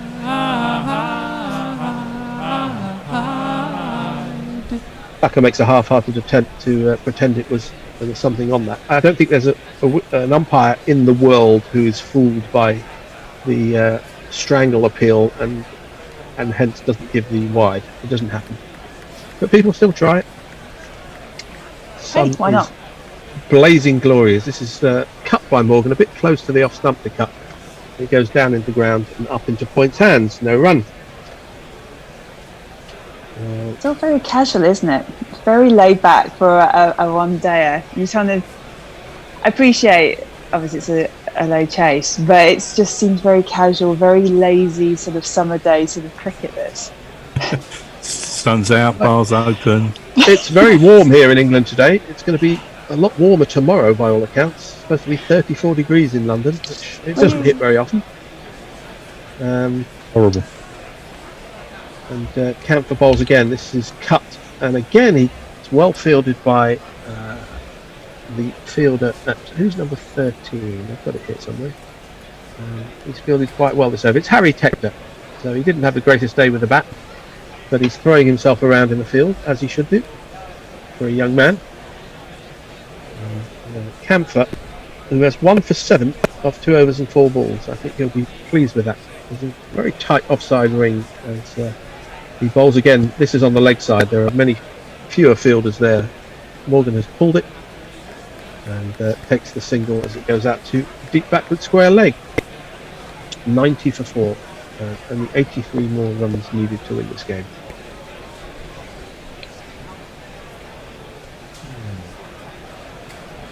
It's a little bit of a difficulty for inexperienced bowlers if you've got a left-hander and a right-hander to bowl at, especially with umpires being rightfully strict with wides down the leg side. It's very easy when you've had bowled 4 balls at a right-hander to just let one slip down the leg side to the left-hander and vice versa. Anyway, Billings is the right-hander who's on strike. As Camphor bowls to him a very straight ball which he blocks in front, and then the end of an over, a good over from Camphor. He has 1 for 8 from his 3 overs. England on 90 for 4 after 18 overs. Brian Barish comes back about the jingle. It's Ian Morgan's jingle. The Port Adelaide Power are an Aussie rules football club based in Adelaide, and I'm pretty sure that was was an original tune, unless they yanked it from someone, he says. Jeff Perkins says, whenever we went into Tahiti, he had a band called the Cocoa Boys who played Polynesian-style versions of old Pope and folk songs. That sounds good. And Chokidar Mustaq Ahmed says, I think England are giving too many chances to James Vince. What do you say about that? I'm not sure he's in the first choice England ODI 11, but you do need reserves. And he was certainly a reserve last year when England won the World Cup. Singh starts a new over to Morgan. It's on leg stump and it sweeps, and there's an appeal from the wicketkeeper and nobody else as it hits the pad. He goes down to a very fine leg for a single. I mean, you do need reserves, but Vince, it's one of those frustrating things where you know he's talented, but yet cannot convert what he does in county cricket into playing in an England shirt. It's damn frustrating. It was frustrating at a test level. It's frustrating in one-day format as well. Well, he's not young, but he's not that old either. I think he's 29. Singh bowls and a reverse sweep from Billings, and he's chipped this over the man at backward point and down to the untenanted boundary for a 4, which won't be jingled because Knackle's taken a break. So let's sing a 4 jingle. 4. Good God, yeah. That is his first 4. Actually, it's his first scoring runs that have been on the offside, actually. Throughout his innings so far. Although halfway down he turned it into the leg side. Yeah. Reverse Oh yeah, he did. Yeah, he did. Just noticed the shot. Knackle, you missed a 4.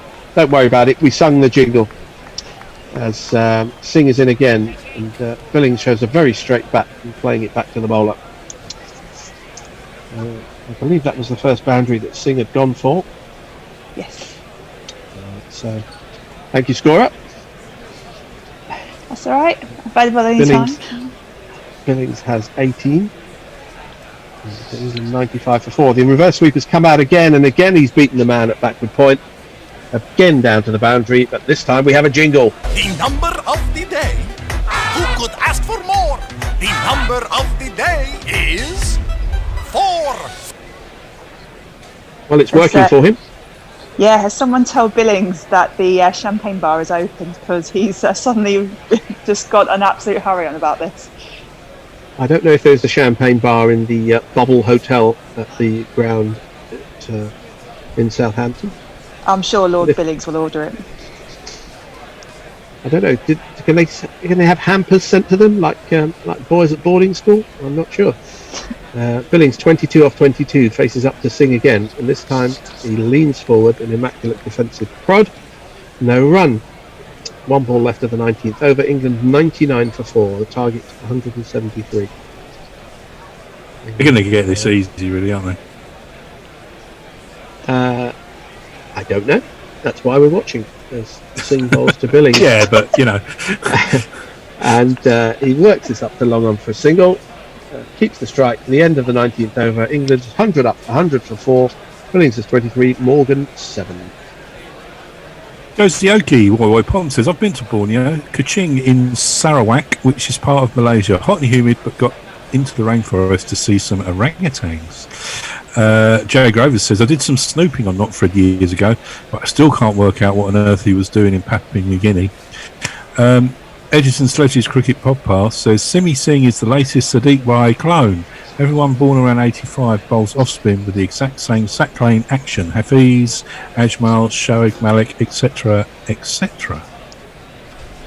It's an observation. I hadn't spotted it, but I'll have a look in future. For some reason, we're looking at Adil Rashid's variations, which is not much point considering he's not bowling. Camphor is bowling, and Billings is facing up. It's short and it's pulled, and he's hit this really hard. And the fielder didn't have far to go at square leg, but he couldn't cut it off. 4 more runs. That went like a tracer bullet. Yeah, he really timed that well. And that's the first rank bad ball I think that Camphor's bowled at his pace. You can't really afford to bowl short on the leg side to batsmen of this quality. It was a good attempt by whoever it was. Was it Tector down there? But couldn't quite get there. This is a fuller ball. And Billings defends. We're going to have a change after this over. We're going to have some new faces and voices to look at and listen to. And it's going to be John B on ball by ball. Nestlers and Jules. Oh, Nestlers and Jules are staying on, so it's just me that's leaving, which will please some people. As Camphor runs in bowls, and this is sweetly timed by Billings through the offside. Absolutely Vince-esque extra cover drive for 4. And if you kids can't listen, then you bound to see the way you get shot for crossing a boundary, Yeah, I didn't try and hit it too hard. It was all timing and placement, and that's a really nice shot. Well, you have a feeling that if these two stay there for another 3 or 4 overs, that could be curtains for the Ireland team. Camphor bowls again wider, and it's square driven this time. Nice bit of fielding, prevents any run. That was. It starts with a G. Oh, it's Delaney. I was wondering whose name started with a G, but it's Delaney because it's got his initial on it as well. Yeah. I keep thinking he should have another E in there, but he's only got the one. As Camphor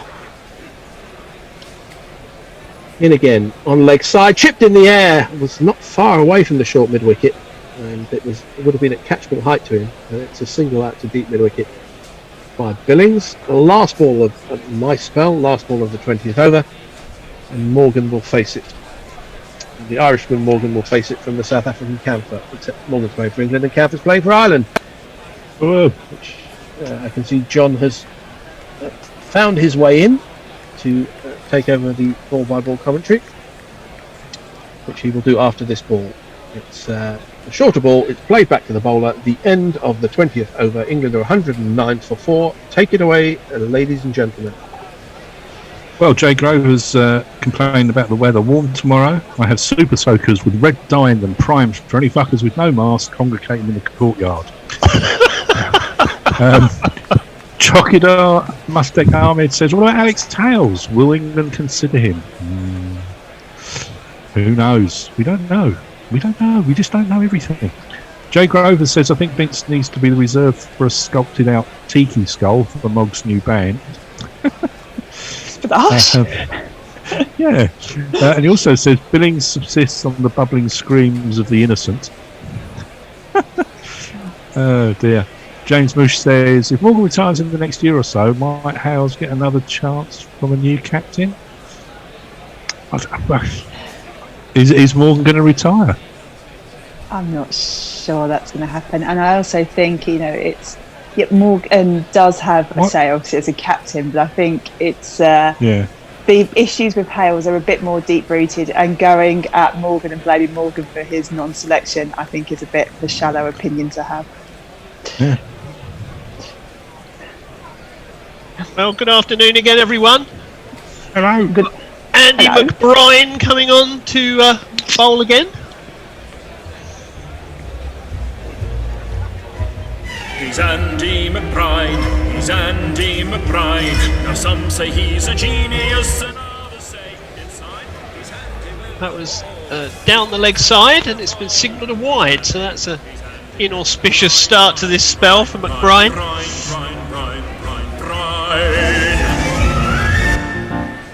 Wide. 110 for 4. This one's a better ball, which Billings goes back to and plays out on the onside for no run. So 63 more to win for England. But Brian, this is swept around the corner by Billings into the vacant gap. Round comes the fielder, throws it back in, and 2 are added to the score. Billings has gone to 34. He seems to have skated along the last 15 minutes, just as it looked like England were determined to make a complete Horlicks of this. Billings has thought, let's do something sensible and score some runs. He's swept that again. The wicketkeeper came round to try and cut that off because he knew that was coming, but didn't succeed. But that one's gone more directly to the fielder, so that's just a single. one more on the total, 113 for 4. I think for Ireland's perspective there, it was good they brought on McBride just towards the end of the last over that Billings faced. He was starting to look a bit frustrated at not being able to hit out against Singh's bowling. So I think bringing another spinner on, I think it's quite good just to tie up a bit. And Billings has got that one over the top of the fielder behind square, and it's run away to the boundary.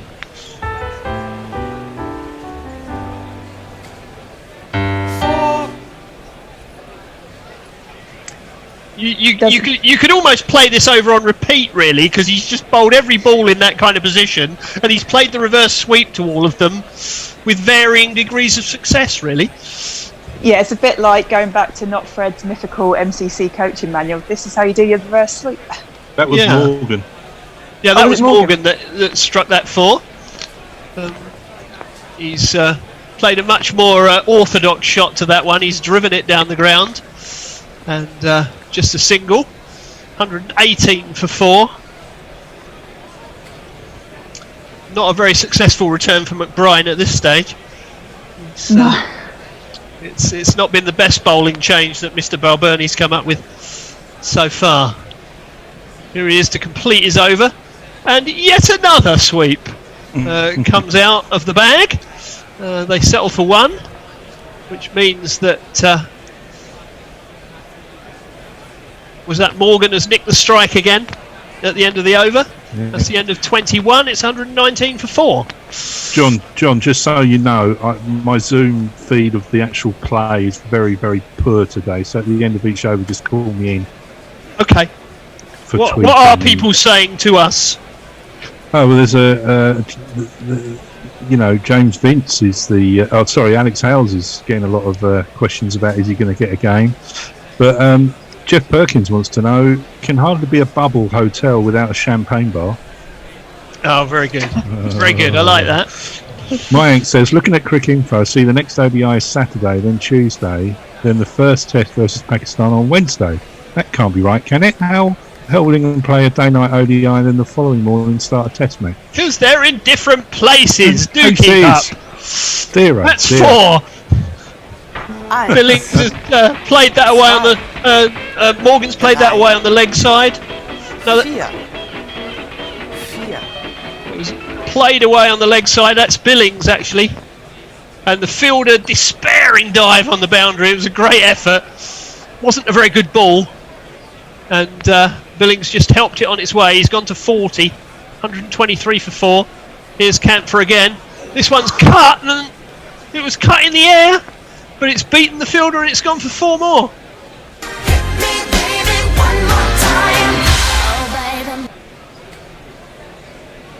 Oh, Billings is dealing in boundaries. Was that an offside 4 from Billings? That's not allowed. Do behave. He very nearly holed out, actually. There was a dive by the man at point, and he didn't quite get it. That was Tector. That would have brightened up Tector's day a bit. He's not had a great day, has he, really? Made naught and didn't get his hands on that. Been a great catch, though, to be fair to him. 127 for 4. England motoring towards victory now. Here's Camphor again. He's in and he bowls, and that's a much better ball, and that's almost off the inside edge onto the foot from Billings, and it rolls out on the offside, no run.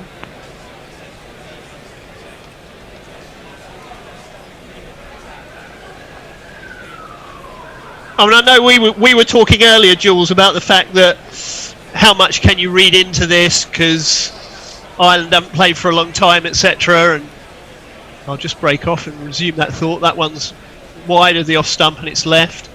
And we were also saying you can only play what's in front of you. I mean, at least in Billings' case, he's using the opportunity to make a few. Yeah, absolutely, and probably building confidence back after being out for most of last summer as well. Not that he lacks confidence, does Lord Billings, but I mean it's going to help him. Yeah, absolutely. Needs 6 more for a 50. Here's Camphor, and that one's on leg stump again, and he just helps it round the corner. to one of the sweepers out on the leg side boundary, and they jog through for one. 128 for 4. That's one ball left in the over. I thought for a minute he counted really well there and nicked the strike again, but there's one to come. So Captain Morgan will get to play the last delivery of the over. Camphor, to his credit, is not done bad with the ball either, having done very well with the bat. He's in again, bowls, and Morgan just plays this one up to mid-off, no run. End of the over, 128 for 4, off 22. Nestles. Jay Grover says, would you fuck with Morgan? Is Hales a tosser? How you answer these questions to decide Alex Hales' international career. Well, I mean, Jules thinks it goes a bit deeper with Alex, don't you, Jules? Yeah, but, it's a bit more to it than one incident. where there was trouble, there was Hales. Yeah. Well, I suspect the problem is that there's been at least 2 incidents, isn't there? And that's the problem. That, you know. Well, you've got to put your foot down. If it doesn't fit in with your plan and the way you're running things, that's the end of it, isn't it? Yeah, and Morgan's the captain, and he's obviously got a big say in who plays and who doesn't. Yeah, he's the World Cup winning captain. Exactly. You know, he's walked the walk, so he's entitled to talk the talk, I guess. Yeah. And say who he wants. And thank goodness he is having a say in selection.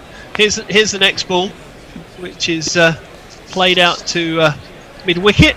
And they go through for a single. Billings goes to 46, 129 for 4. But England have had talented players in the side. I mean, he divides people's opinions, but Kevin Peterson is a talented cricketer. And yet, I mean, he's probably sinned against more than he sins, arguably, but he really did cause massive disruption for the England team. Here's the next ball, and that swung away into the leg side. It's beaten the fielder and gone for 4. It was in the air for a long time, but it turned out to be quite safe, and 4 more for the England captain.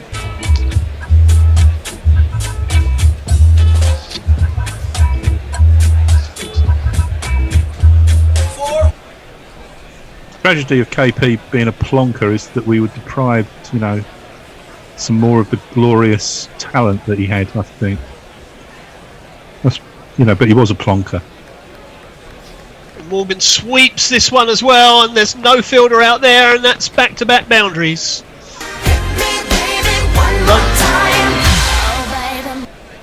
The rarely seen caught in the sponge shot.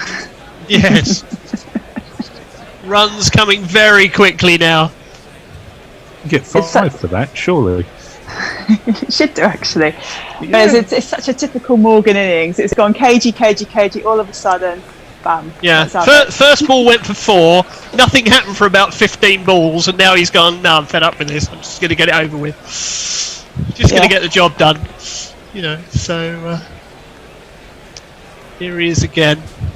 And he's played that back down the on-side of the pitch. Round comes McBride to field. McBride's figures taking a bit of a hammering here in the last couple of overs. Here he is again. Morgan actually goes back and cuts that. It was a bit full to go back to, but managed to get back on ball. He has got out playing that shot a few times in the past, but that's the end of another over. Yeah, it's a bit of a weakness.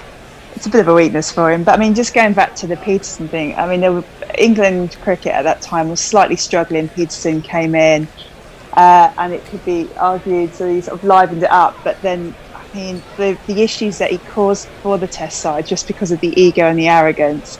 And if you've seen that as a player and you're a leader and a captain, as Morgan is, would you want an equally disruptive player such as Hales coming into your side and disrupting what was a World Cup winning team, where you've also got quite a broad range of players to pick at, as England are very fortunate to have? Exactly, Nestor. You wouldn't go there. I just think the whole Hales debate is a bit of a redundant one. Yes, he is talented. He's also a bit of an idiot, and that's why he's not in the England squad. You can be a talented cricket player, but you've got to be a team player as well.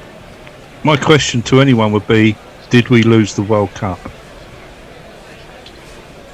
Here is Young, We tried. Coming in to start the next over. And Billings plays that to short mid-off, no run. I think we're going to jingle up Mr. Young, are we not? You'll get to know him once the day is done. He'll make you feel so dumb. He's got all the tricks. Does Craig Young.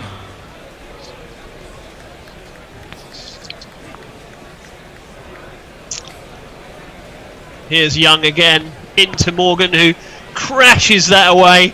It was short, it was outside off, but he pulled it round to the square leg boundary for 4. No, that was Billings actually, and that takes him to 50. Yeah, Billings' 50 was off about 42 balls and it included 8 fours. Of course it was Billings, it was a leg side shot. Silly me, I should have worked that out. Your 50 runs. Well done, well done, well done, well done. 50 runs. Your 50 runs. The job is only just begun.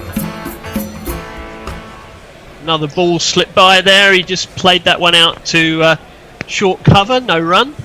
Excuse my notching, I forgot the 4 that went up to his 50. It was actually 9 fours he got for his 50 and a strike rate of 121. Good effort from Billings. He's making his case in the best way he can on a day when not many batsmen have. So Quite. I think my only point on the Peterson debate would be how many times would he have played under Morgan as captain, bearing in mind what we know about Hales. Here's Young, he's in again, and this is played back down the pitch, and Young fields it and throws it back at the stumps, but Billings is back safely in his ground. But John, what other options did you have in Peterson's era? Whereas, I mean, Morgan's got a bit of a feast of players to pick from. Yeah, he is spoilt. He is far more spoilt than we were at the time of Peterson. And Hales isn't KP. Yes. No. It's always a problem in team games when you have a super talent, though. Not that saying that Hales is, but you know. Young in and bowls, and Billings drives that again to cover no run. I think the problem is, though, as Jules has said, that the problem that you always had with Peterson was that it wasn't England, it was the Peterson show, and that's the difficulty. Yeah, but what a show! It was all about him. Yeah, you can say that, but for me, he crossed a line. He crossed a line that he should never have crossed, and he should never have played again. Oh, he almost didn't. I mean, he didn't play very much. No, that's true, and quite rightly so. Here's Young again, in and bowls, and that's played back down the on side of the pitch. Mid-on comes into field, no run. And that's the end of the over, 141 for 4. Social media messages. He was box office, you know. So Al Hodge is with us. Hello, Al. And says, a damning indictment on the continued specialisation of cricketers. I may have, that may be from an earlier discussion, I'm not sure. Lair says, well, if KP wasn't a turd during his playing days, his endorsement of Boris Johnson, the Crown, definitely makes him one now. Not to mention his conspiracy bullshit. Ooh. Is he into conspiracy bullshit? Does he think the earth is flat? And things like that? Evil Scooters, quite liking England putting the foot down here. Never too early to build up the net run rate just in case they end up struggling to finish in the top 7 of the ODI league. Well, yeah, that's true. It is about points and run rate for the ODI league. Gareth Delaney's coming on to bowl some leg spin.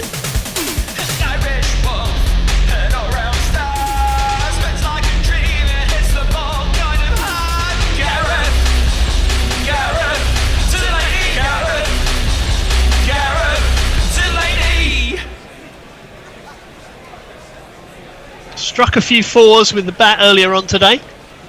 What can he do with ball in hand?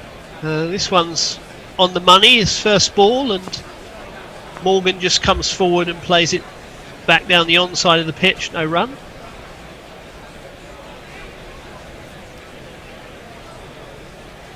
Here he is again, and another sweep comes out, but he misses that one altogether, and it goes through to the keeper.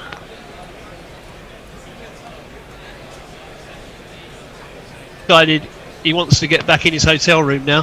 He's cut this one away to the man at deep cover. That'll be a single. Takes Morgan to 21, 142 for 4. He's the World Cup captain. He has got a champagne cabinet in his room. You know it. You know it. You know it. I can't imagine Morgan being that precious, to be honest. I can imagine Peterson being that precious, but I can't imagine Morgan being that precious. I must have champagne in my riding. No, I don't think he is a precious character, but he certainly enjoys the stage. He won't be enjoying the fact that we're not playing in front of fans, that's for sure. He's this one is driven by Billings up to mid-on. I think that was a full toss, in actual fact, from Delaney, or he certainly made it into one. That single takes him to 51, 143 for 4. Obviously, there's legitimate reasons for it with COVID. I'll let you cover this ball first. And that's just nudged out on the leg side. Bowler goes to do his own fielding. Another run ticks onto the board. 144 for 4. You just think with the lovely hazy sunshine as it is at the moment at the, I always want to call it the Rose Bowl, but the Aegeus Bowl, and it's all very sort of quite sort of leisurely. Even though it's a one day, or you can imagine a few drinks flowing, it seems quite odd to have no crowd noise or anything like that. Yeah, the Pims would be out, wouldn't it? That one's played out to mid wicket, and it's a single. Certainly, if my wife was watching, the Pims would be out anyway. I know that. But, that was the end of the over. More social media messages. Yes, it's kind of sad, says Anna Forsyth, that Young's jingle isn't set to Young, Dumb and Broke. Jay Grover says, Jules, I just wrote a tweet disagreeing with Jules. Then I realised I was agreeing with her, eh? Oh, fuck this. It's an imponderable how Morgan would have handled KP, but KP also played well under Vaughan. Mike Taylor says, Peterson was such an arsehole, I almost stopped watching cricket. Oh, blimey. Jay Grover says, when we start talking about cricketers' political views, we are doomed. Yeah, it's, sportsmen in general, I think. Maybe so. Yeah. Here's Young again.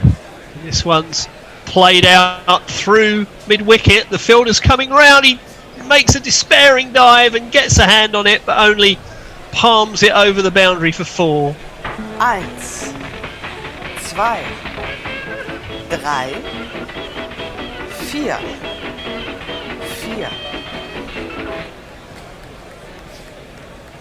I think Michael Vaughan's only thought about KP would have been, would the majority of the populace think it politically correct to leave him in, and if so, he would have done, because he does whatever he thinks the populace likes, and says what he thinks the populace like, because he wants to be popular. Sorry, did I really say that? Here's Young again. He's bowled, and that's driven down the ground. Great stop at mid-on, which restricts them to a single, which takes Billings on to 57.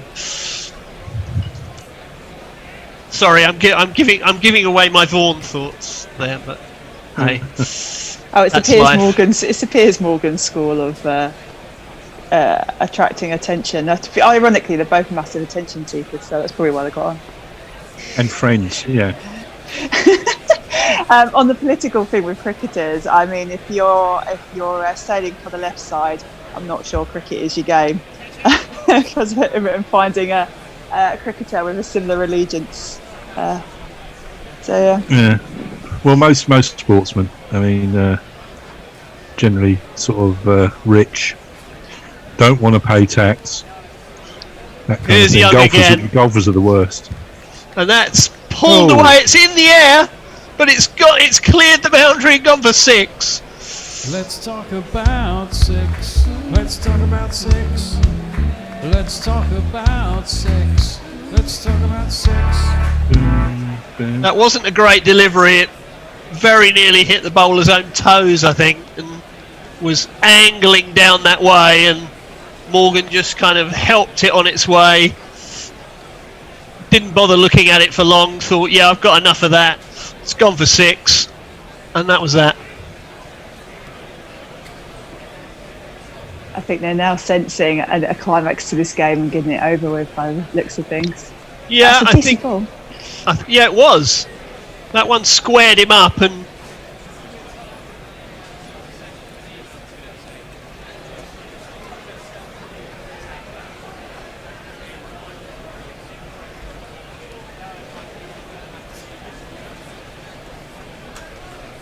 you know, they've soaked up enough sun and vitamin D for one day. They're just gonna get it done. Here's Young into Morgan, who tucks that off his pad, but straight to the man at mid wicket, or between mid wicket and square leg, anyway. I always think it's such a shame. It kind of gets to these sort of latter things. I know we don't use other people's songs, and it's sort of largely done off others, but just having Crowded House Don't Dream It's Over would be quite sort of apt right now with the Yeah, absolutely. Here's Young again, and Morgan just dabs this down to third man and ambles through for a single. 157 for 4, Morgan 29 not out, Billings 57 not out.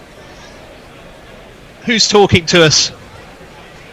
Well, Steve, who goes by the name of Cheap Steve, completely disagreed that England had riches enough to ditch Hales. Billings was injured, Vince was picked and had to be dropped for an unfit Roy. We got away with it, but it was a huge risk. Well, yeah, but you know, we did get away with it. Jay Grover, a long time game of guerrilla cricket and test match so far, was fine the lefty cricketer. Also, John, very unfair to Vaughan as a captain. Anna Forsyth says Vaughan and KP in one team. Jesus Christ, glad to be out of that era. Leah says Michael Vaughan wanted Trump for the UK, who would put it right. Bloody hell, he would get a special education certification in Germany. Yes. These political tweets are getting more and more and more weird, I think. But there we are. Vaughan wanted Trump for the UK. Yeah, I think to be fair, after my earlier comment, I think Vaughan was a better England captain than he is a journalist. But there you are. That one is reverse swept by Morgan, but he doesn't get much of it, and it's fielded behind the wicket. Was that Paul Sterling? Yes, I think it is, yeah. I think he usually fields at slip. Does Paul. Doesn't enjoy a lot of running, I don't think. I know Paul quite well, I think I can get away with that. But that one was played out to deepish cover. Would it be fair to say he likes a full Irish? Yeah, I think it probably would, yeah. I think it probably would. Morgan's gone to 30. 158 for 4, just 15 needed to win now. Here's Delaney again to Billings, who drives that back just past the right hand of the bowler. A fantastic effort on the boundary to stop it crossing the rope. And I think they came back for 2. But they're going to have a quick look and see if it was actually 4. I kind of hope it wasn't. It's a great effort. Does he get away from the ball? I think he does. I think that's okay. Yeah, I think that's all right. I think that was all right. I think that deserves to be a saved 4. Yeah, he's all right. Yeah, he's okay. That's fine. It's a great effort. It's a fabulous piece of fielding, that is. Is that checked? Yeah, I think it is. That's something to put in his resume for the day. So that's good. Oh, this is horribly short and pulled away, and nobody's going to stop that. That's gone for 4.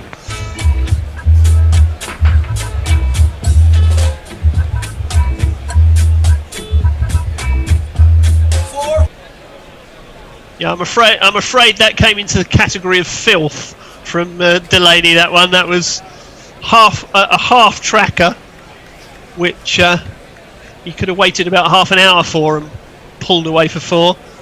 This one's played to mid wicket, gets Billings another run. He's gone to 64 now from just 52 balls. His ODI best career. Well done to him. Very dominant leg side batter as well. Indeed, very much so. Well, there's Morgan playing one out on the offside for no run. All bar And that's about the end of the over again. 165 for 4. Just 8 more needed to win. all bar about 16 of his runs have been scored on the sort of very much the leg side. So yeah, that shows his dominance on that. Yeah, he's definitely favoured that area of the field, I think we could say. The North Stand gang Wanker Day say we remember KP's 186 very fondly with a side of great pain. Pirate Badshaw, of course, pulls me up that it's an Ulster fry that Sterling would have. Regional differences. Where is Paul Sterling, says Jay Grover. He was slip. He was fielding at slip. Yep. And Jay Grover also says, John, not denying Vaughan is a total fucking knacker. He's from Sheffield, so obviously I've met him several times, but he was also a very good captain, regardless. Yeah, he was a good captain. Let's be fair, he was a good captain. Singh is coming on to bowl. Selectors, can you see me? Sing out if you can. His first ball is played away behind square quite comfortably for a couple runs by Billings, who's gone to 66 with that shot. So England could win it in one hit now. Just 6 more needed to win. This was supposed to be a day-night game. Will Billings try and win it in the grand manner? Well, he comes down the pitch and thinks about it, but ends up poking it round on the leg side and ambling through for a single. Perhaps he's leaving it to Morgan to finish it in the grand manner. 67 to Billings, 30 to Morgan, 168 for 4. This is a thankless task, isn't it? Kind of bowling this over, knowing that they need one hit to win. You're thinking, it's going to be me that gives away the winning runs. Here is Singh. And Morgan just very elegantly just strokes that out to cover. No run. Come on, Ian. Bash it into the stands. Yeah, everybody kind of wants to see that, don't they? But not with that one. Morgan just goes back and pushes it back down the pitch to the bowler. No run. Well, I can order my pizza. He's got 2 balls left in this over, Morgan, if he wants to finish it. And he's gone for it! He's gone for the big straight hit. That's gone far enough. It's cleared the rope, and England have won.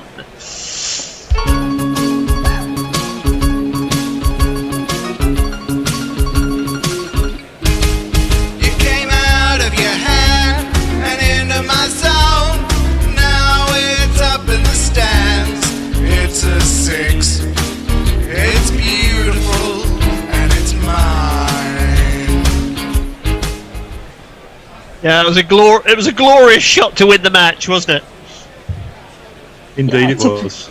Typical Morgan sort of flash. Yeah, a beautiful straight 6, just an effortless straight 6 as well. No big drama, just a lovely swing of the bat, sailed over the boundary for 6, and so England have won by 6 wickets.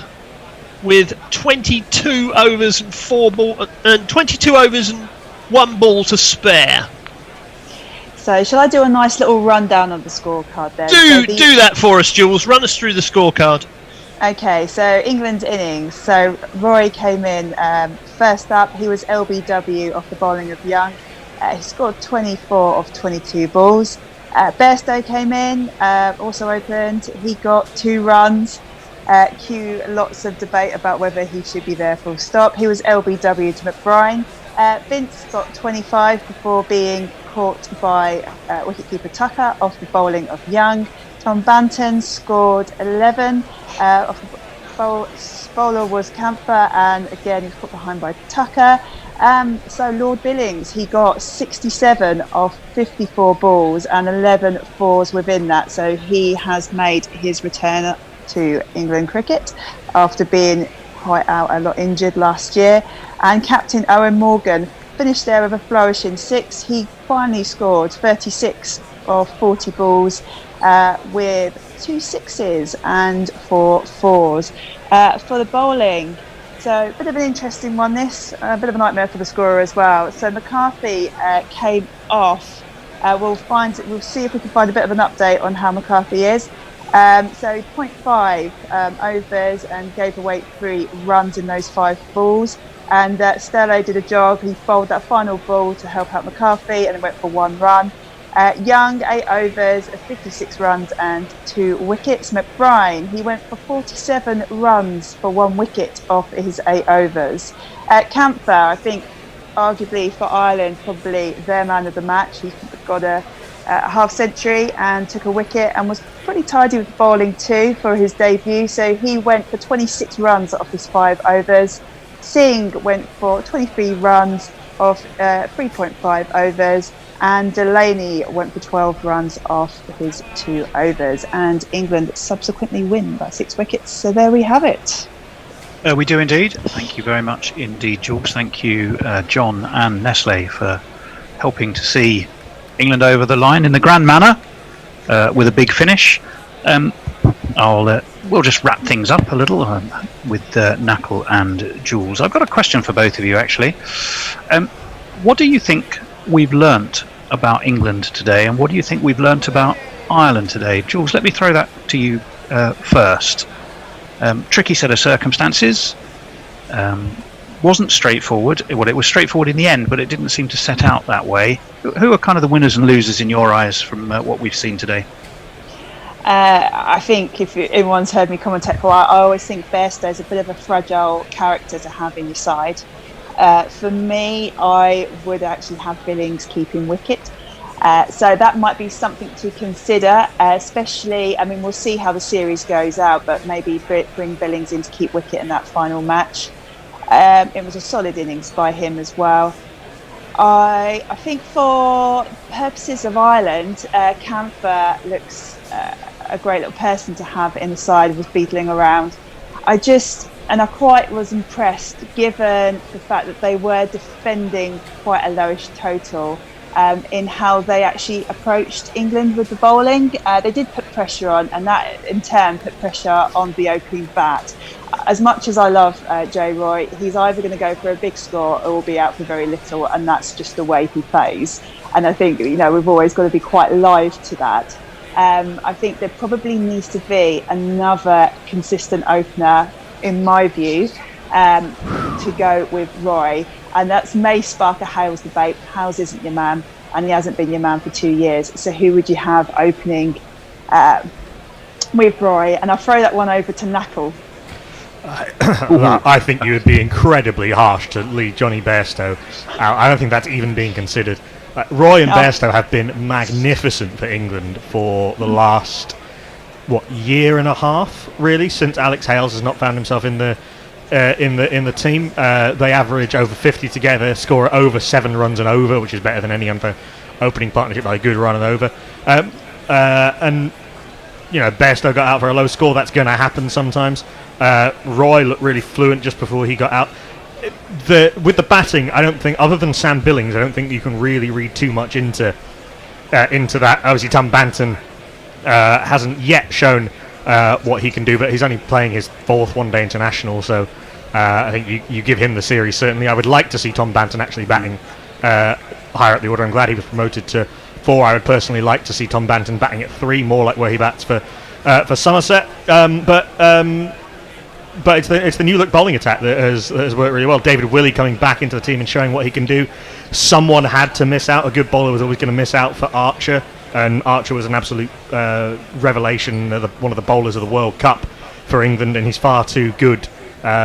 He's just better than David Willey or or Chris Wokes or whoever else was going to be left out of that England team ahead of the World Cup. David Willey found himself the odd man out, unfortunately, but he's come back and did brilliantly. That early burst basically won England the game. I know Curtis Camphor rescued things for Ireland a little bit of help from Andy McBride, but teams don't recover from 28 for 5 to win very many games, particularly not against significantly higher ranked and rated opposition. England don't have available to them for various reasons. What is it now? It's Joe Root, Ben Stokes, Joss Butler, Chris Wokes, Jofra Archer, Mark Wood. They've left Liam Plunkett's not in the running anymore. Darwin Milan's injured, Chris Jordan's injured, Matt Parkinson's injured, and Pat Brown's injured. That's 11 players who, for various reasons, are not available. Milan as well injured. Yeah. Milan's only just coming back into fitness. He'll be playing for Yorkshire, but he's coming back from fitness. Chris Jordan's just had bicep surgery. Pat Brown's got another back injury. So England's white ball depth, and considering some of the players they've left out of this squad, you think of Phil Salt, think of Laurie Evans, think of Sam Hain, Livingston's in reserves. England's white ball depth is remarkable. It really is. What Morgan and co have built over the last 4 years, it is really remarkable. And they just had too much for Ireland. Yeah. There's another thing I'd like to draw attention to, actually, and ask you both about, which is I thought Morgan's captaincy when England were batting and chasing was interesting and proven to be correct. I particularly like the way he held himself back to go, right, what have people we haven't seen for a while got in their mettle? How are they going to deal with this? And if we really need it, I'll step in.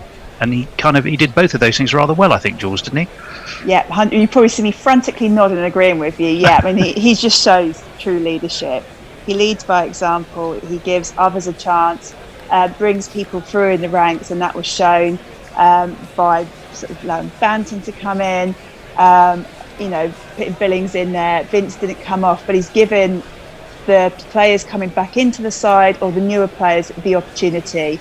And all credit to him. And what I also like as well, we didn't mention it in the sort of bit of an initial summary, is actually Sakib Mahmood. Now, it's the first time I've actually seen him bowl. And I was pretty impressed with what he had to offer. There was a lot of pace there. It was sort of quite attacking. It complemented well for Willie, because actually it then meant there was pressure on the batters in the upper order for Ireland, and it meant for him to take the wickets. But I think an actual mention will be taken for him. 9 overs, 36 runs and 2 wickets, decent economy rate. Did really well, I think. But this is his first game, isn't it? Second one day international. He's played a couple of T20s as well. He's been a little bit raw and wild, like young fast bowlers are, and perhaps should be in the early stages of their career. But he was right on the money today. Really fast, really hostile. A little bit like that sort of Jofra Archer length of getting bounced from back of a length, making him from a length delivery that wasn't particularly short. It was quite difficult to play. Got the ball to move. David Willey got the ball to move both into and away from the right-hander. We talked about Tony at the start of the show, but he's done a lot of work on his wrist position to try and add something to his game. Slightly earlier release is the thing that he's been working on. So basically he's getting a little bit more height where he bowls from. A little bit less slingy, a little bit. So he's not only effective when the ball's swinging now. If they need him, he's phenomenally powerful with the bat. Although England don't seem to want that. Rashid and Moeen bowled beautifully in tandem. Again, I think the only England bowler who would feel they slightly let themselves down is Tom Curran. We'll see. Reece Topley's on the sidelines waiting to come back in. We'll see if I would expect him to play one of these games. Although Morgan said at the toss that he wasn't looking at too much rotation, because there's another white ball series to come against Pakistan later, and then the 3 ODIs and 3 T20s against Australia, so maybe not in this series, but Reece Topley could bring something to England that they don't have in terms of that height, those abilities to bowl Yorkers. But look, it was the game was set up by that burst from David Willey. We don't know who the player of the match is going to be yet, but that's where I would go with it. Ireland have some thinking to do. They just got blown away in that one spell and couldn't really recover. William Porterfield being left out of the one-day scene was coming, I think. He has never been a particularly quick scorer, and he's slowing down. I am slightly surprised they left both Boyd Rankin and Josh Little out.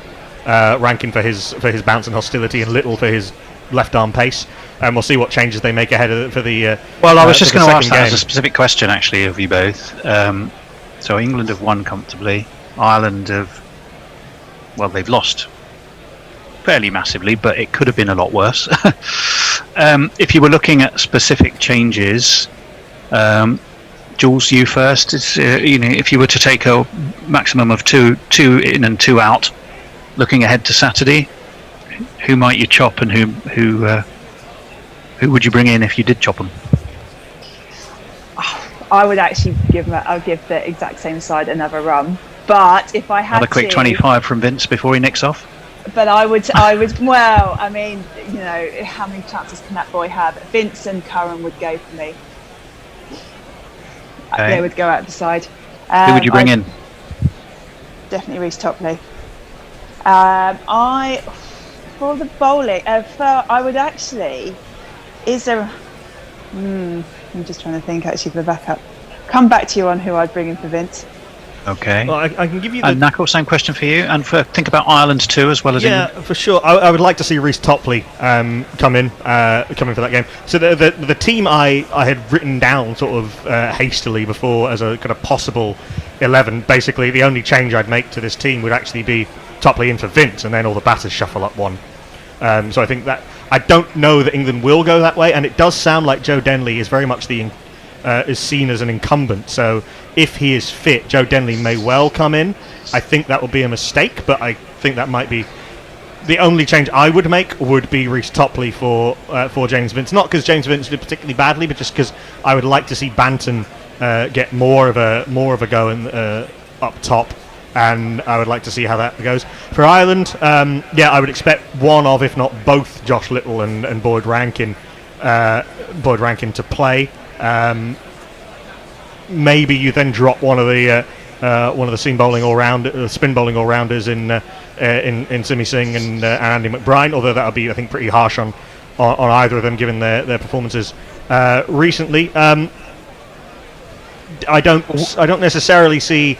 I don't think either team will make sweeping changes. I mean, they can only make 3 changes. It's 14-player squads. Actually, though, having said that, Ireland did say that their 14 was only for the first Well, they one-day did. international. I mean, my other question for you both was, because I talked about him a lot, and poor lad was batting while I was commentating, not for very long. With your sort of more pastoral, compassionate hat on, what would you do with young Harry Tector? You don't say, look, thanks, but have a blow for the next 2 Hazard, or get out there and prove him wrong. You don't drop a guy after one-day international. If you think he's the guy, if you think he's the guy, or at least you want to see if he is, you've got to give him a chance. I would leave Harry Tector in place at number 4 for the whole series and see what happens. The other change, actually, the one person I think who's outside of this squad who Ireland would pick if he was fully fit would be Mark Adair, who gives you pace and swing, and he can hit the ball really, really hard and really cleanly. He's coming back off ankle surgery. He's only played that warm-up game that he played was his first game back after ankle surgery. Let's see if he's fit enough to play some part in the series. But other than that, I think the only change I would make would be maybe Little for Craig Young. Would be a change that I would make. Okay, well, just a reminder, of course, England have won by 6 wickets with, I mean, quite literally only about half the overs bowled. So the best part of half the game still left. It was a canter in the end, but they had their scares along the way. In fact, they're sort of in a bit like Ireland. Early wickets, tumbled, and then towards the end it all came together. But England just had more about them, I think, as one might have expected. We still wait to see who the player of the match is. Jules, do we have any more social media messages across any of our platforms as we just wind up and say farewell to folk? Bear with us a moment because I was summarising, so I was doing some statting. So I'll just I'm so get sorry. that up. No, it's absolutely fine. I will bring it up for you. Bear with me a moment while I just get that loaded. So, I think people may not agree with my assessment of Bairstow by the looks of it. Muttley says, thanks for the coverage, peoples. See you for the next one. Love and sausages. Woof. Always lovely to have you with us. Mushtaq Ahmad, Morgan and Billings are playing really well. England desire to win this match, and I hope they will finish the series 3-0. David Willey will get Man of the Match award. We're still waiting to find out who that's going to be. And then just scrolling up, Chris Acquire says, what do you hope for in the next match? Ireland or England to bat first? Anyone for that? do you want to take that first, Knuckle? Sorry, I think Ireland batting first is the way to go for them. Ireland do tend to prefer to chase, but I would worry that England have so much in reserve in the batting that they could blow Ireland away and make the game completely uncompetitive. I think Ireland, if Ireland can get 270 on the board, I think we then, or even a little bit more. Sterling comes off. He's averaging 40 in one-day cricket in the last couple of years. By the way, player of the match is David Willey for his career best, his first fifer. There's talent in that Irish batting lineup that's starting to come together. That will be the way I would go. Obviously, it remains to be seen what the pitch is going to be like. Presumably, it'll be a new track on Saturday. I'm not sure. I think the first two are on the same track. Right. Okay.